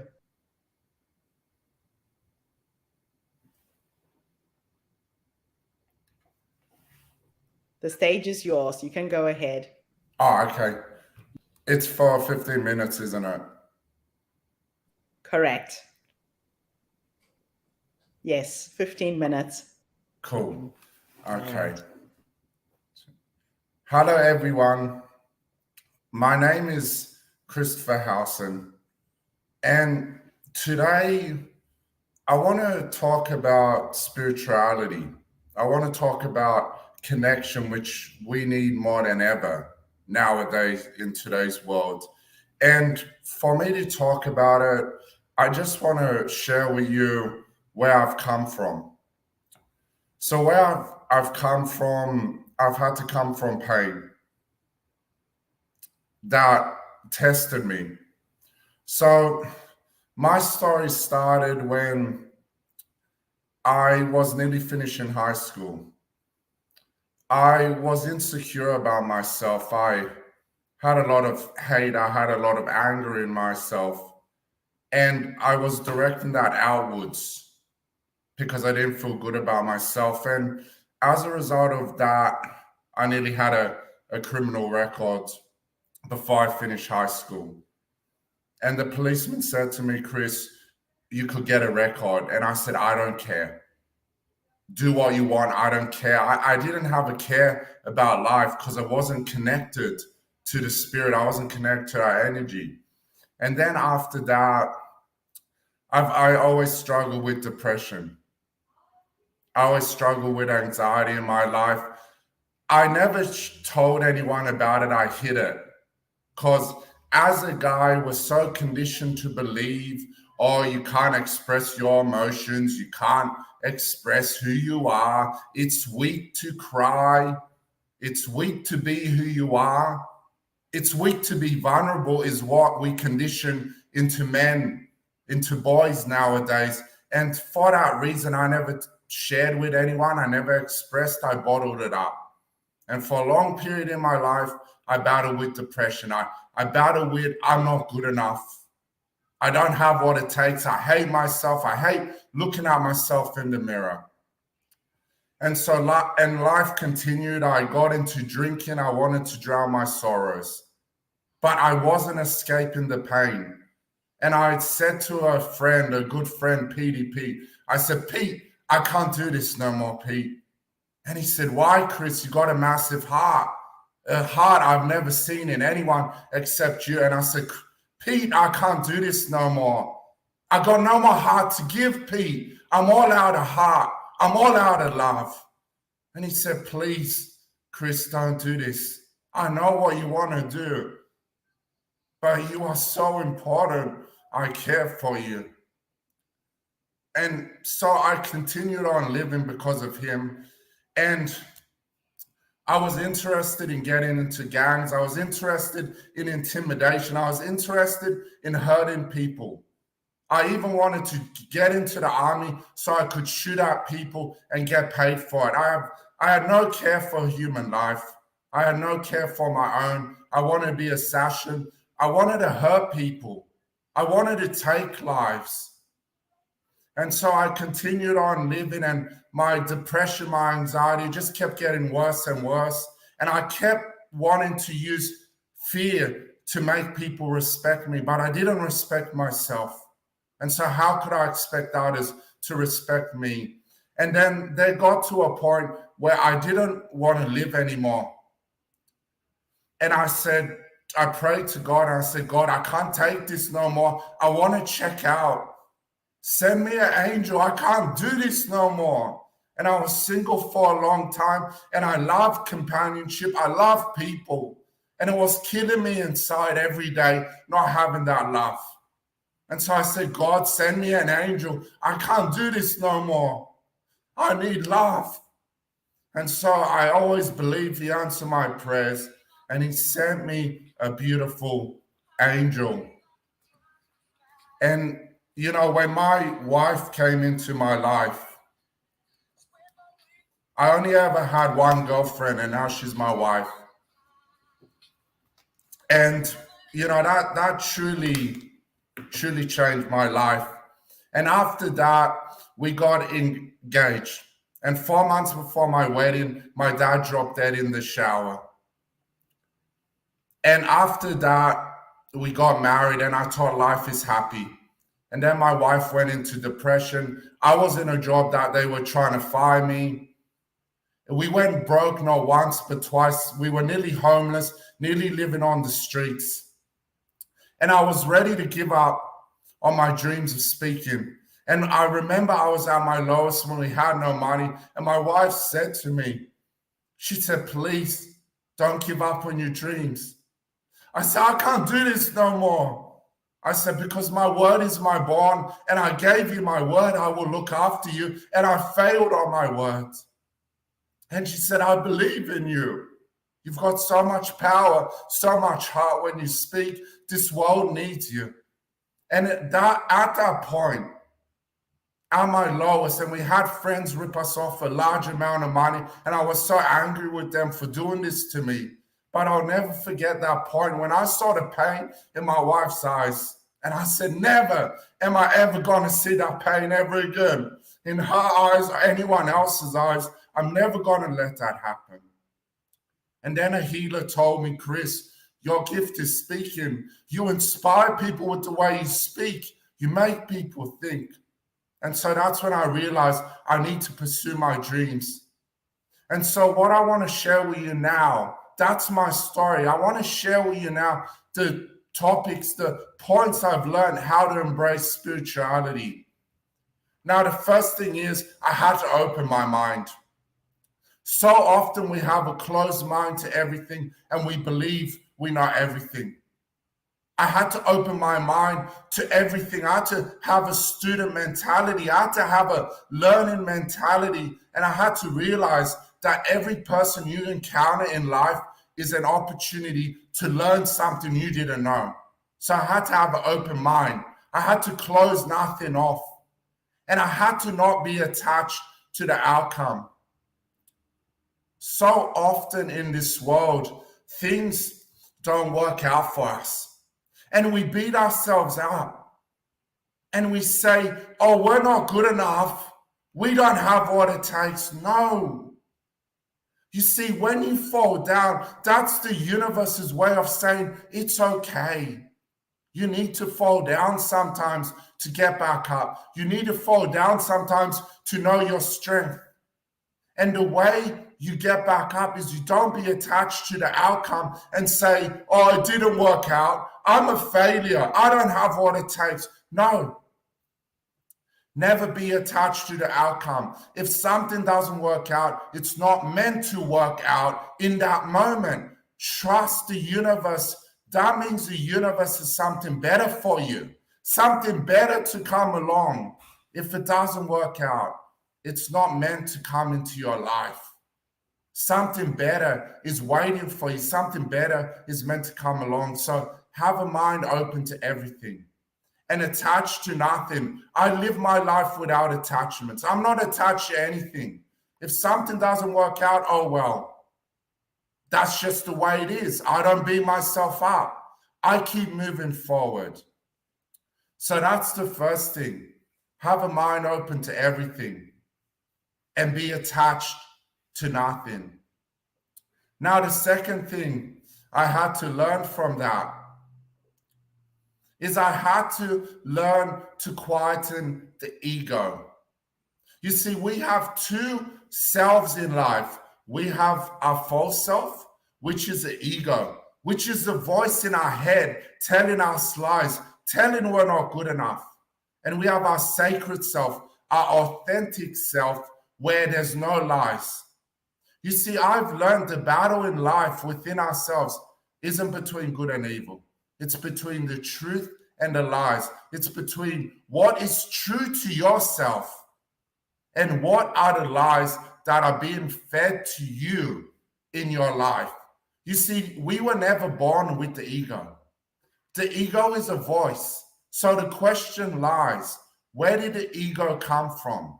We believed all the lies that we've been told. So many people want to tell you you're not good enough. And so this creates a voice in our head, and all it does is spin us lies because it's built on lies. However, we've got our authentic self. Now, this is where spirituality comes into. Spirituality is energy. Now, it's source energy. Whatever it is for you, whether it be God, Buddha, Allah, whatever it is for you, it's energy for me, source energy. When we come from the ego, when we live from the ego, we lose our connection with that source energy. We must always come from our authentic self, our true self. And this is what I want you to realize. Your authentic self is a masterpiece. You see, you have a gift in you. Now, I don't know what your gift is. Your gift may be dancing. Your gift may be singing, cooking. I don't know, but your authentic self, your true self, you have a gift. And the more we listen to the ego, we don't realize our gift that we have to share with the world. So, come from your authentic self. Come from your true self. How do you do that? Surround yourself with positive-minded people. Only speak positivity. Only watch positive stuff. Only read positive stuff. And most importantly, always affirm positive affirmations to yourself morning and night. You've got to do it consistently over time. It doesn't happen overnight. Affirm positive things. I am great. I am unique. I am wonderful. I am beautiful. You are so beautiful. If you only started listening to your authentic self instead of listening to the ego. So that's my second point. Listen to your authentic self, affirm positivity, and that will get ingrained in your mind. And when you start ingraining, when you start believing, your mind creates your reality. You start changing your reality around you. Now, the third point is never let other people's opinions become your reality. So many times I had other people pull me down. So many times I got put down about the way I speak. Oh, Chris, you speak funny. Are you mentally retarded? I got put down so much about my voice, and people try to say, oh, Chris, you don't have what it takes to be a speaker. I often copped racial abuse as well. I got put down about my skin color. However, I learned a very important lesson in going through those trials. Never let other people's opinions become your reality. What other people say is a reflection of where they are at in life. It's a reflection of where they are at in their journey of their own life. It isn't a reflection of you. It isn't a reflection of what you have done. You see, I've realized people love to chuck their opinions at you. People love to tell you how to live, how to be. People want you to be what they want you to be. But you must never, ever do that. You must never be who you are based on what someone else thinks of you. So you never let other people's opinions become your reality. You be yourself. You be authentic. You be true. And you say, I am who I am. And if you don't like me, I don't care. Only surround yourself with people that accept you for who you are. Never put on a mask. Never be what someone else wants you to be, because the minute you put on a mask is when you lose your identity. And if you wear that mask long enough, you're going to think that's who you are, when in actual fact, that's not who you are. You are a beautiful being. You are so beautiful. You just need to embrace that. So never let other people's opinions become your reality. You be who you are, and you keep being who you are. And if people don't like you, who cares? Now, my last point I want to make is embrace wisdom into your life. Now, I told wisdom is knowledge. However, I learned wisdom is never thinking thoughts that weaken your body, that weaken you. You see, I've learned life is energy. We are energy. We're not our physical bodies. It's the energy that keeps us moving.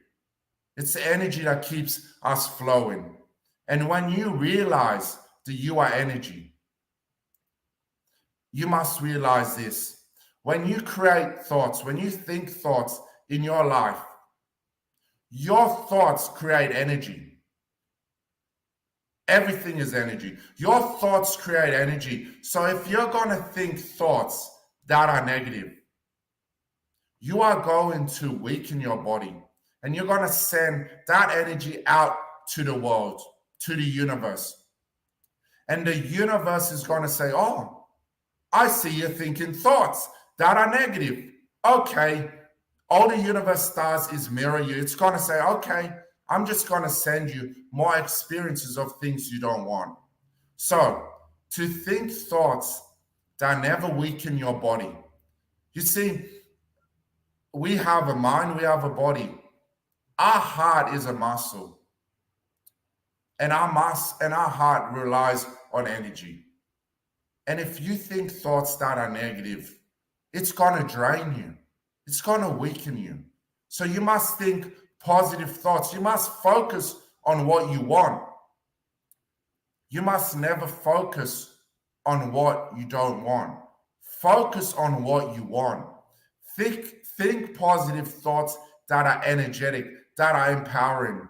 You know, all day, all night, TV, in life, we just keep getting told that there's always something negative with this world. There's nothing good going on.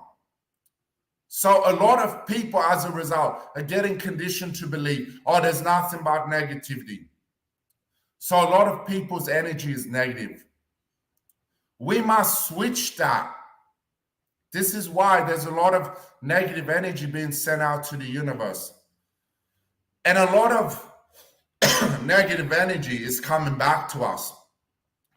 A lot of negative experiences are happening, and you're wondering why. Why is there nothing but negative happening? Because that's all we're bombarded with day and night. Negative news, negative media. We must switch this, guys. I don't watch the news. I don't read newspapers. I'm sick of negativity, so I focus on positivity. I focus on thoughts that empower me. I focus on thoughts that energize me. I choose to see the good in this world. I choose to see the good in people. If you focus on thoughts that are empowering, energetic, you focus on the good in this world, you will get positive life experiences to match it. So we must always focus on what you want. You must never focus on what you don't want. That isn't the way, my friends. Change the way you think, and the way you look at life changes. Wayne Dwyer said that. And that's very true. Life is a reflection of our thoughts. They create our reality. So we must change our thoughts. We must speak positive. We must focus on positivity. So that's what you need to do, my friends. Now, I want to also tell you one last thing. What is the essence of life? What is true living? And this ties in with spirituality. You know, someone once told me life isn't about the material things you have. You've been conditioned to believe that life is about your material possessions. That life is the material possessions you have. They define you. They're a reflection of you, who you are. You are defined by the house you live in. You're defined by the car you have. You're defined by the job you do. Now, let me share some wisdom with you. Life isn't about the material things you have. Please remember this. Life is about what you have in your heart. Life is about giving. Life is about helping others. You know, I got asked once, Chris, what's the point of giving? What's the point of helping someone? They're just going to rip you off. You know, in my life, I did giving. And I got ripped off big time.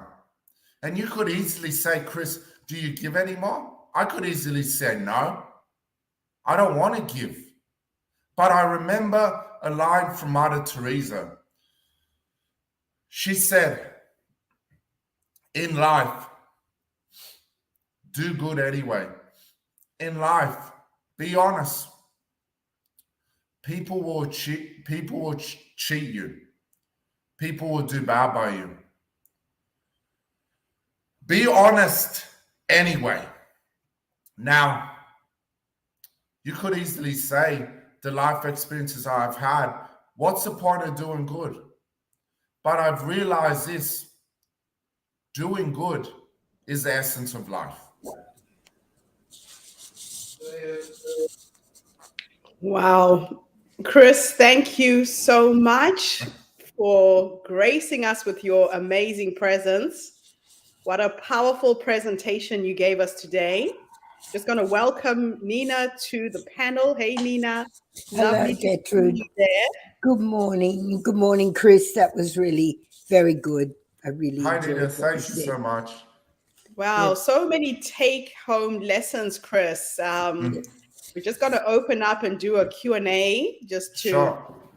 ask you questions, find out more about this journey that you've been on. Yeah. Now, you touched on so many things. You said, don't be attached to anything. There must have been a point in your life where you realized you had to let go. Mhm. What was that rock moment where you let go of everything just to become yourself?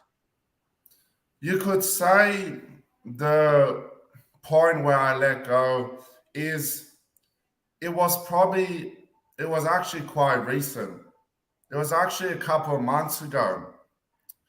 I was in my backyard and I do a lot of thinking, I do a lot of speaking to the universe. And the universe was saying to me, it said, Chris, it said, what do you need to do to let go? And then I was having to think, how can I teach people to let go? And it was at that point where I realized something. I was still holding on to those people that stole money from me big time. I was still holding on to everything that has happened before. I was even holding on to when my wife went through depression. And this, especially for the men, I want them to hear this. When your wife goes through something, it's easy to get angry at her. It's easy to be frustrated. And I still had anger towards her. I said, why? Why people rip me off with money? Why my wife put me through depression? Or why she get me? Why did she go through depression? and got me depressed. And why is it I nearly was homeless? And at that moment, I realized, Chris, make peace with your past. Forgive everyone that's done wrong by you. Now, that isn't easy to do. It's so easy to stay angry at people. It really is. Forgiveness really takes strength. And it was at that point I had to say, I forgive those people that did wrong by me. Every single person that's done wrong by me, I forgive them. I forgive them in the backyard. I opened up my heart and I said, I forgive you. I released that hate. I released that anger. And, you know, my relationship with my wife, it's never been better. And I see this with the men. You know, it's easy to be angry, but be there for your woman. Support her emotionally. She needs that. You see, I let my wife down when she needed me the most. And at that moment, I realized I needed to forgive. I needed to make peace with my past. And that's when I was at my lowest. That's when I let it all go. I've got and it takes a lot of energy to hold on to the anger. Anger, it's an energy that just consumes you. So you gain that power back. Now, what about quietening the ego? So we all have that little voice in our heads that is constantly chattering. It's not easy to shut it down if you're someone who isn't used to meditation or being in the practice of calming your mind down. What are the tools that people can use who aren't good with meditation? Okay. Now, with quieting the ego, there's a thing I say, you can do thought awareness. So how you do thought awareness is the ego will send the thought into your mind. And all you got to do is, and this has helped me the most, is challenge your thoughts. You don't need to meditate to challenge your thoughts. The thought comes in from the ego. The ego says, no, you're not good enough. You can't do this. So you challenge it. You come up with 3 reasons, 3 positive reasons. You say to the ego, no, I can do this. I've been knocked down and I've gotten back up. I'm inspiring people with the way I speak. I've bounced back quicker than anyone could ever imagine. And they always say to me, how did you do it? You're so amazing. You train your mind to challenge negativity with positivity. Now, people will ask, oh, can I just do that overnight and it'll work? No.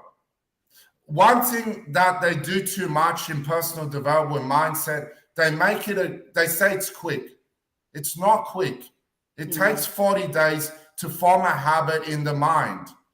Unfortunately, to silence the ego, it takes time. Every day, every night, a thought comes in. You need to challenge it.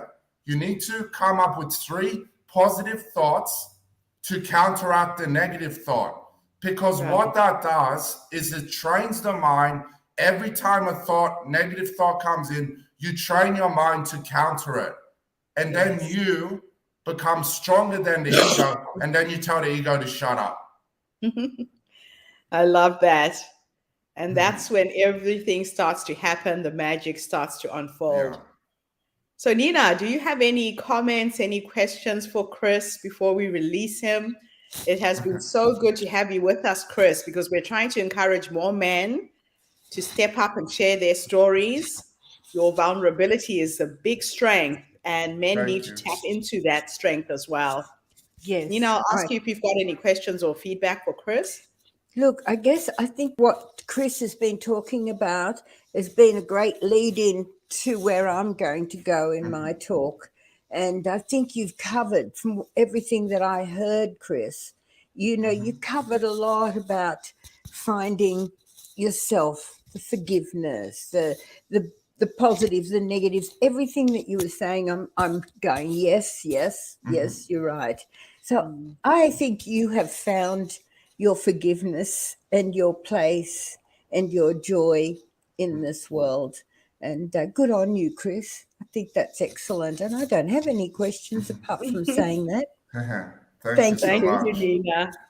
Thank you, Chris. My biggest take home Mhm, is find your authentic self. You are already a masterpiece. mhm.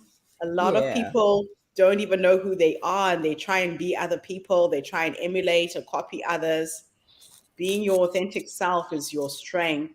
Yeah. So thank totally. you for gracing us with your Mhm. presence, an amazing presentation. We look forward to having you back again, Yeah, hopefully that'd running be a great. workshop next month when we can get some people to register for one of your workshops. So let's get back in Cool. touch next Yeah, week so we can plan that. sweet. Thank you so much, Gertrude. I appreciate the opportunity.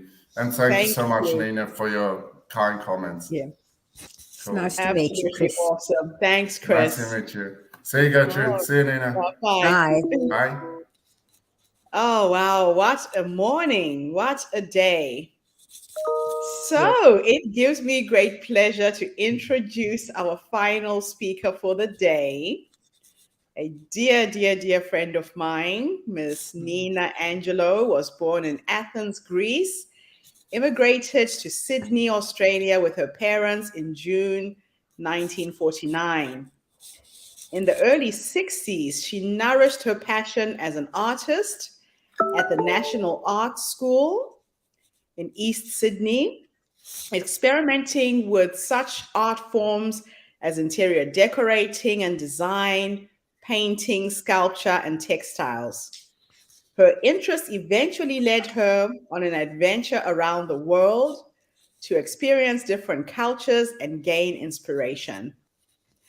In addition to her many skills, Nina has founded and coordinated, published, taught, work shaped creative and community arts and festival events throughout Australia over the past 30 years.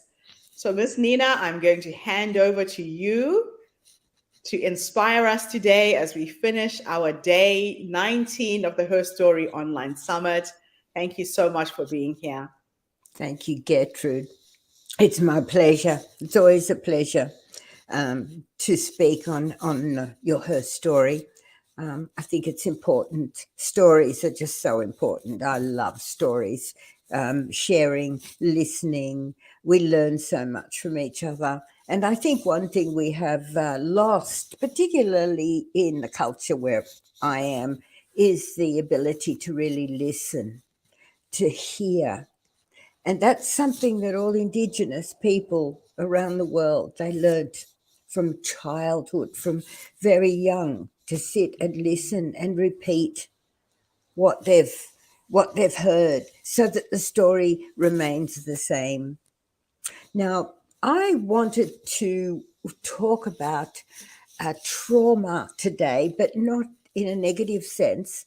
I want to talk about how trauma affects us and how we can alchemize that trauma and come to terms with that. And for what Chris just said sort of really leads into it, because a lot's to do with forgiveness, a lot's to do with being in your authentic self and being comfortable in yourself. So just to go back a little bit in this story, I never had thought about trauma. I haven't really experienced it, or I hadn't. Even as a single mum of twins, at times were very, very tough. But I didn't have time to go into trauma about it. It was just a matter of survival. And that makes a huge difference. My addressing trauma came up when I was writing my book. Excuse me. Don't Cry, Dance. And I've talked about this before. And this book brought up a lot within me. It's a story of my mum and dad who met in Auschwitz, who were Holocaust survivors, who lost all their family on both sides. My dad, a Greek man, 16 years older than my mother. My mother, a Polish Jewish girl. My dad, a Greek Jewish man. They met there. I had the most. They survived. They went on the death marches. They survived. And then they met again in Paris as refugees. in the Red Cross canteen while the Red Cross was searching for families to put people together again. They met again there and fell in love. And I was the product of that. Now, I was born in early 47. The war finished in mid 45. And I realize now, going back to trauma, while writing the book, because my mum left her story for us, and so I transcribed her story. My father, I didn't know. We found his story in the Holocaust Museum in Washington in the United States. And I transcribed his story and translated it because it was in French, and put together this book. It took me 3.5 years hearing their voices, all in the first person. I'm not writing for them, it's their voice speaking. What it did, though, while I was doing this, and I was learning about my family, because when you have no family left, you haven't got the stories, was stories coming back to me. I felt as a storyteller, it was a responsibility I had to leave something for my kids, my children, my grandchildren, and great-grandchildren, etc., going down the line. I didn't realize the depth that it would go to. After I finished writing it, I was feeling very ill. I was losing weight and I didn't know what was going on. And we had the launch of the book after 3.5 years. And I ended up going to the doctor and finding I had this stage 4 lymphoma, cancer of the blood, which is what connects me to my ancestors, ironically so. So for 9 months, I lay there and I was healing. And I've come through that now. But I questioned it. Where did this come from? Why did I get this? And then I started researching into epigenetics, intergenerational trauma that goes from mother to grandmother to great-grandmother, etc. Because did you know that when a girl baby is born, she already has every egg in her ovaries she will need to reproduce. And every egg is a cell, and every cell has a memory. And when one of those cells becomes a person, the memory of the mother, the grandmother, the great-grandmother is within that person. Now, I was within my mother's utero. I was in utero when she was going through her trauma, her post-traumatic stress of what she had experienced, what she had seen, losing her mother, her grandmother, her uncles, everybody. And she was with my dad living in Greece, in Athens. This is where she ended up. She didn't speak Greek, but she had no people left to go to Poland. And I'm in utero. So all this unloading of her pain and the tears and the losses and the trauma of what she'd experienced, she was sharing with my father. Because at that time, there was no counselors, there was no, all of the psychologists, etc., that we have available now. You just got on with life and that was it. But while this was happening, I was taking this on in utero. I was taking on her grief, her pain, her loss. And then when I was born, it continued. So these were the first things that came into me as a baby, as a child. Now, I had so much love from my parents, being their first new life, that I didn't sense trauma at all. They just gave me hugs and kisses and love unconditionally. When I was 2, we moved to Australia and we started a new life here. What an opportunity. And my parents were people who danced, who enjoyed, who absolutely grabbed every bit of life and made the most out of it. But within me, when I was writing the book, it was bringing all this up, which became the illness. Then I started looking into it, and I realized that everybody has some trauma in them. They have trauma from childhood mostly, and from that childhood, from the parent, from the grandparent, etc. So wars over the years have brought this upon. So if the soldier, the man comes back from a war they've experienced, they've killed, they've seen the worst of worst, they come back, they survive, and they're absolutely destroyed within themselves. So they come home, the wife doesn't know how to deal with it. The man, more often than not, doesn't talk about it, doesn't want to go there. The children are walking around on eggshells. They don't know because the man is getting upset, he's getting depressed, he's drinking, he's abusing, and all these things start happening. So the children of that relationship then hold that within them. Then on top of all that, there's that abuse. There's that emotional abuse. There's a verbal abuse. There's often financial abuse. And then through a whole lot of stories that I've been working with, there's also physical abuse, be it assault, domestic violence, or even sexual abuse, which a lot of women have gone through. And I've heard these stories because this is what I've committed myself to doing since I have beat this lymphoma, is to sit with women and tell their stories. But the story is from childhood. And I call this from a rock to a heart place, with the ART of heart being in big letters. The alchemy of story, art, and healing. Because when we can sit in a circle safely, being heard, while we share a story that we have never shared before from our childhood, that brings up this trauma, then we can start the healing process. So I just want to explain to you here how this came about.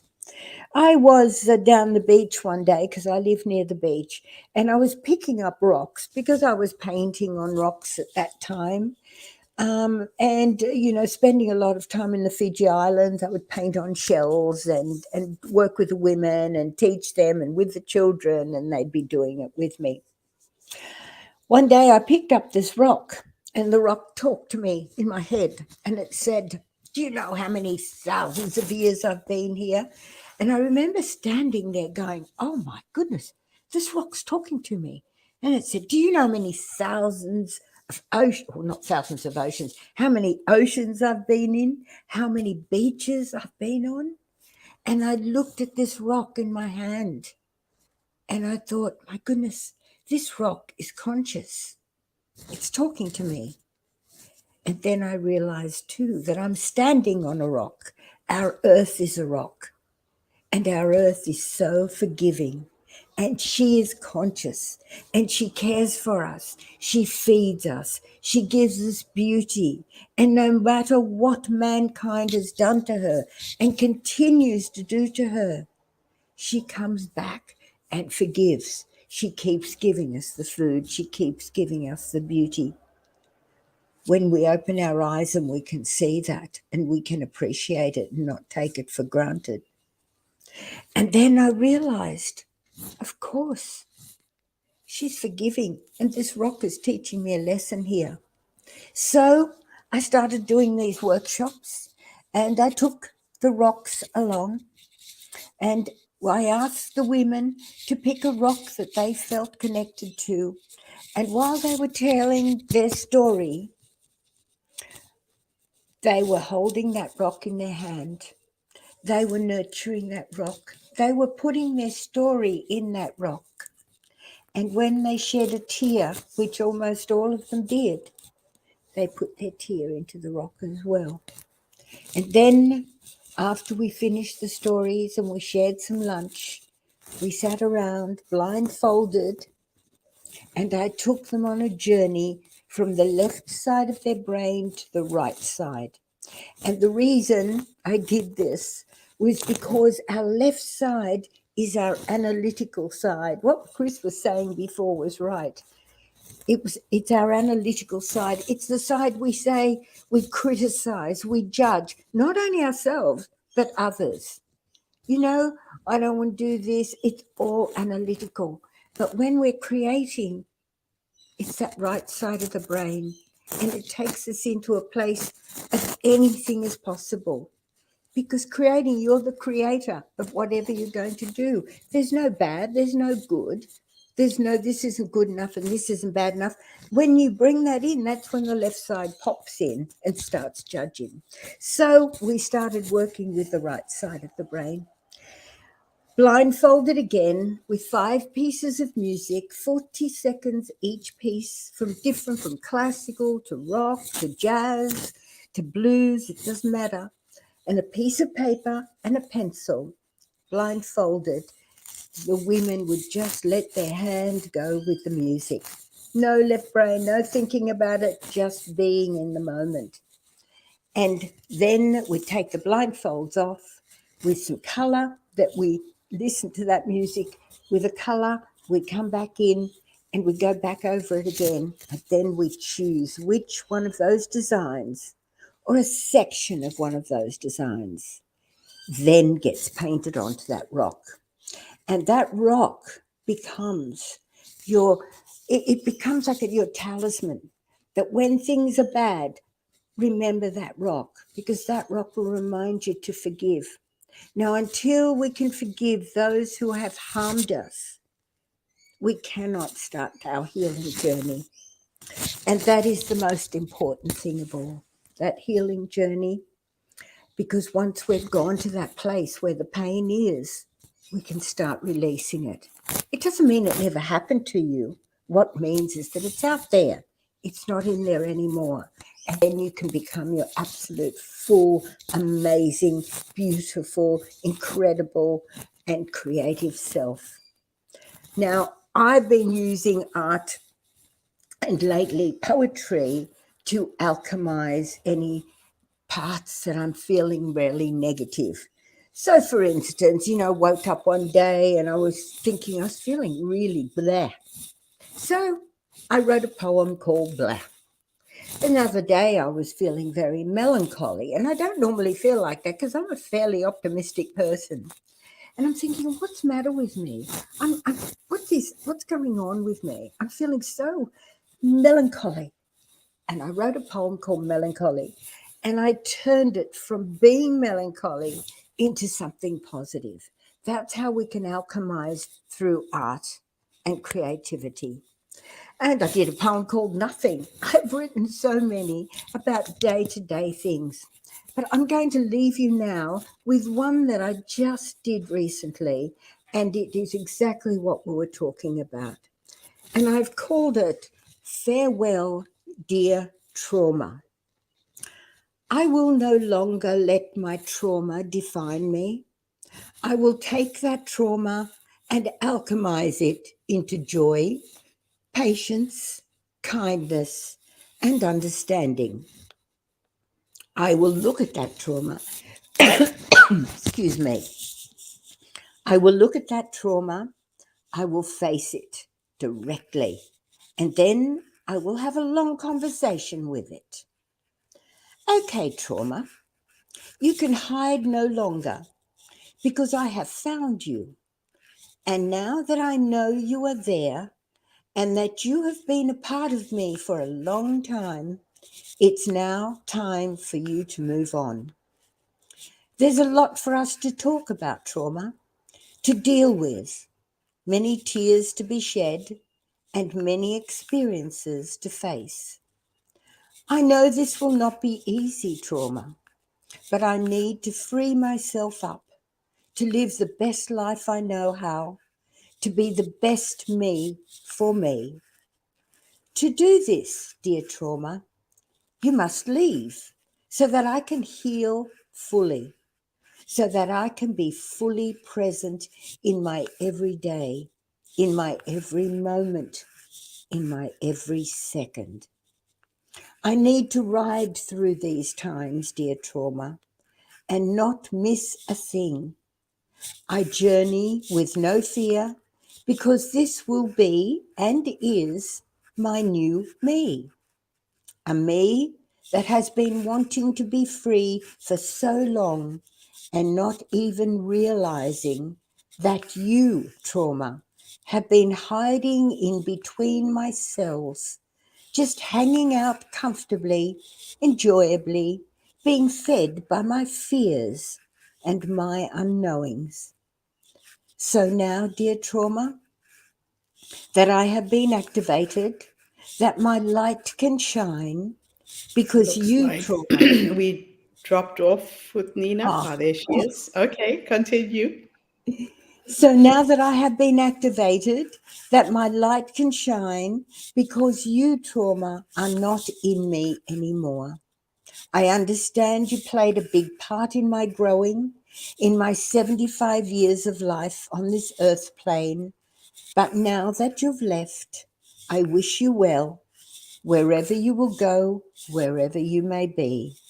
Trauma, I now send you off and thank you for your part in my knowing, in my I am, in my free spirit, in my love for all, in gratitude always, in all ways. Nina, that's my story for today. Thank you. Oh, Nina, absolutely wonderful. Oh, thanks, What a Gertrude. delicious poem to end our day. And really, the transmutation of pain into gold. Yeah, It's an art, it is something that can be taught and learned and can help anybody who has been through a traumatic experience to heal. So I really love the fact that you were here and you shared this beautiful story with us today. And the other thank thing you. that really hit me is the story about the rock. Mm. I remember when I was little, my grandmother would pick up the smallest pebbles that we would go down to the river. And you know how the rocks are nice and smooth? And Yes, there'll be big boulders and medium size, and then the very small ones. She would say that these are the oldest ones because they've been tumbling down the river for years, for centuries, and they've been ground down to a very small size. And when you looked at them, they were so perfect, yeah. just as perfect as the big boulders. But time had eroded them to that minute size. And so I've learned to talk to rocks as well. They do have a lot of lessons to share. I do, and I want to do more of these stories because I've seen how it works and using art and creativity because there's so much medical intervention out there. Take this pill and take that pill and go to the psychologist and go to the counselor, see the doctor. It doesn't all have to be a medical thing. We Yeah, can heal ourselves through our own creativity and our own belief in ourselves. So yeah, yeah. thanks, Gertrude. Good opportunity, and I want to do more of this. So even online, I don't know. There might be. I was talking with Ruth about this not long ago.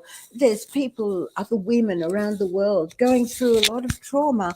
I'm so happy to be able to, if I can, through Zoom or whatever, we Yeah. could do something creative to get to I that. love that. I think we might talk about you maybe facilitating a workshop next month, Okay. and we can market and promote the workshop. So put together your thoughts, maybe 5, 6 bullet points of what people could get. Okay. Give the workshop a nice title, and we will promote it throughout the database and see how many women we can attract to come and attend that. I think Okay. it's an excellent idea. You're right. We can talk more about that later because I think that would be Yes, good. Thank you, Gertrude. Great. Thank you. fantastic. Well, thank you to everybody who tuned in today. It's always such a blessing when people come online and chime in with questions, with comments. You come in and listen and share. We'll be back again tomorrow with yet another summit. So tomorrow will be day 20. We're almost there, Nina. We've been going for 19 days. You're amazing. And, Amazing. it just inspires me that so many women have trusted me with their stories, and I'm able to share them with the world. Very, very inspiring. Well, you've Thank given you, them a everyone. platform, Gertrude. Given them the Thank you. platform. Have a fantastic day, everybody. I will see Yeah. you tomorrow. Bye for Thanks. now. Thank you, Nina. Bye-bye, Gertrude. Bye-bye, everyone. Thank Great you. day. What's left of it.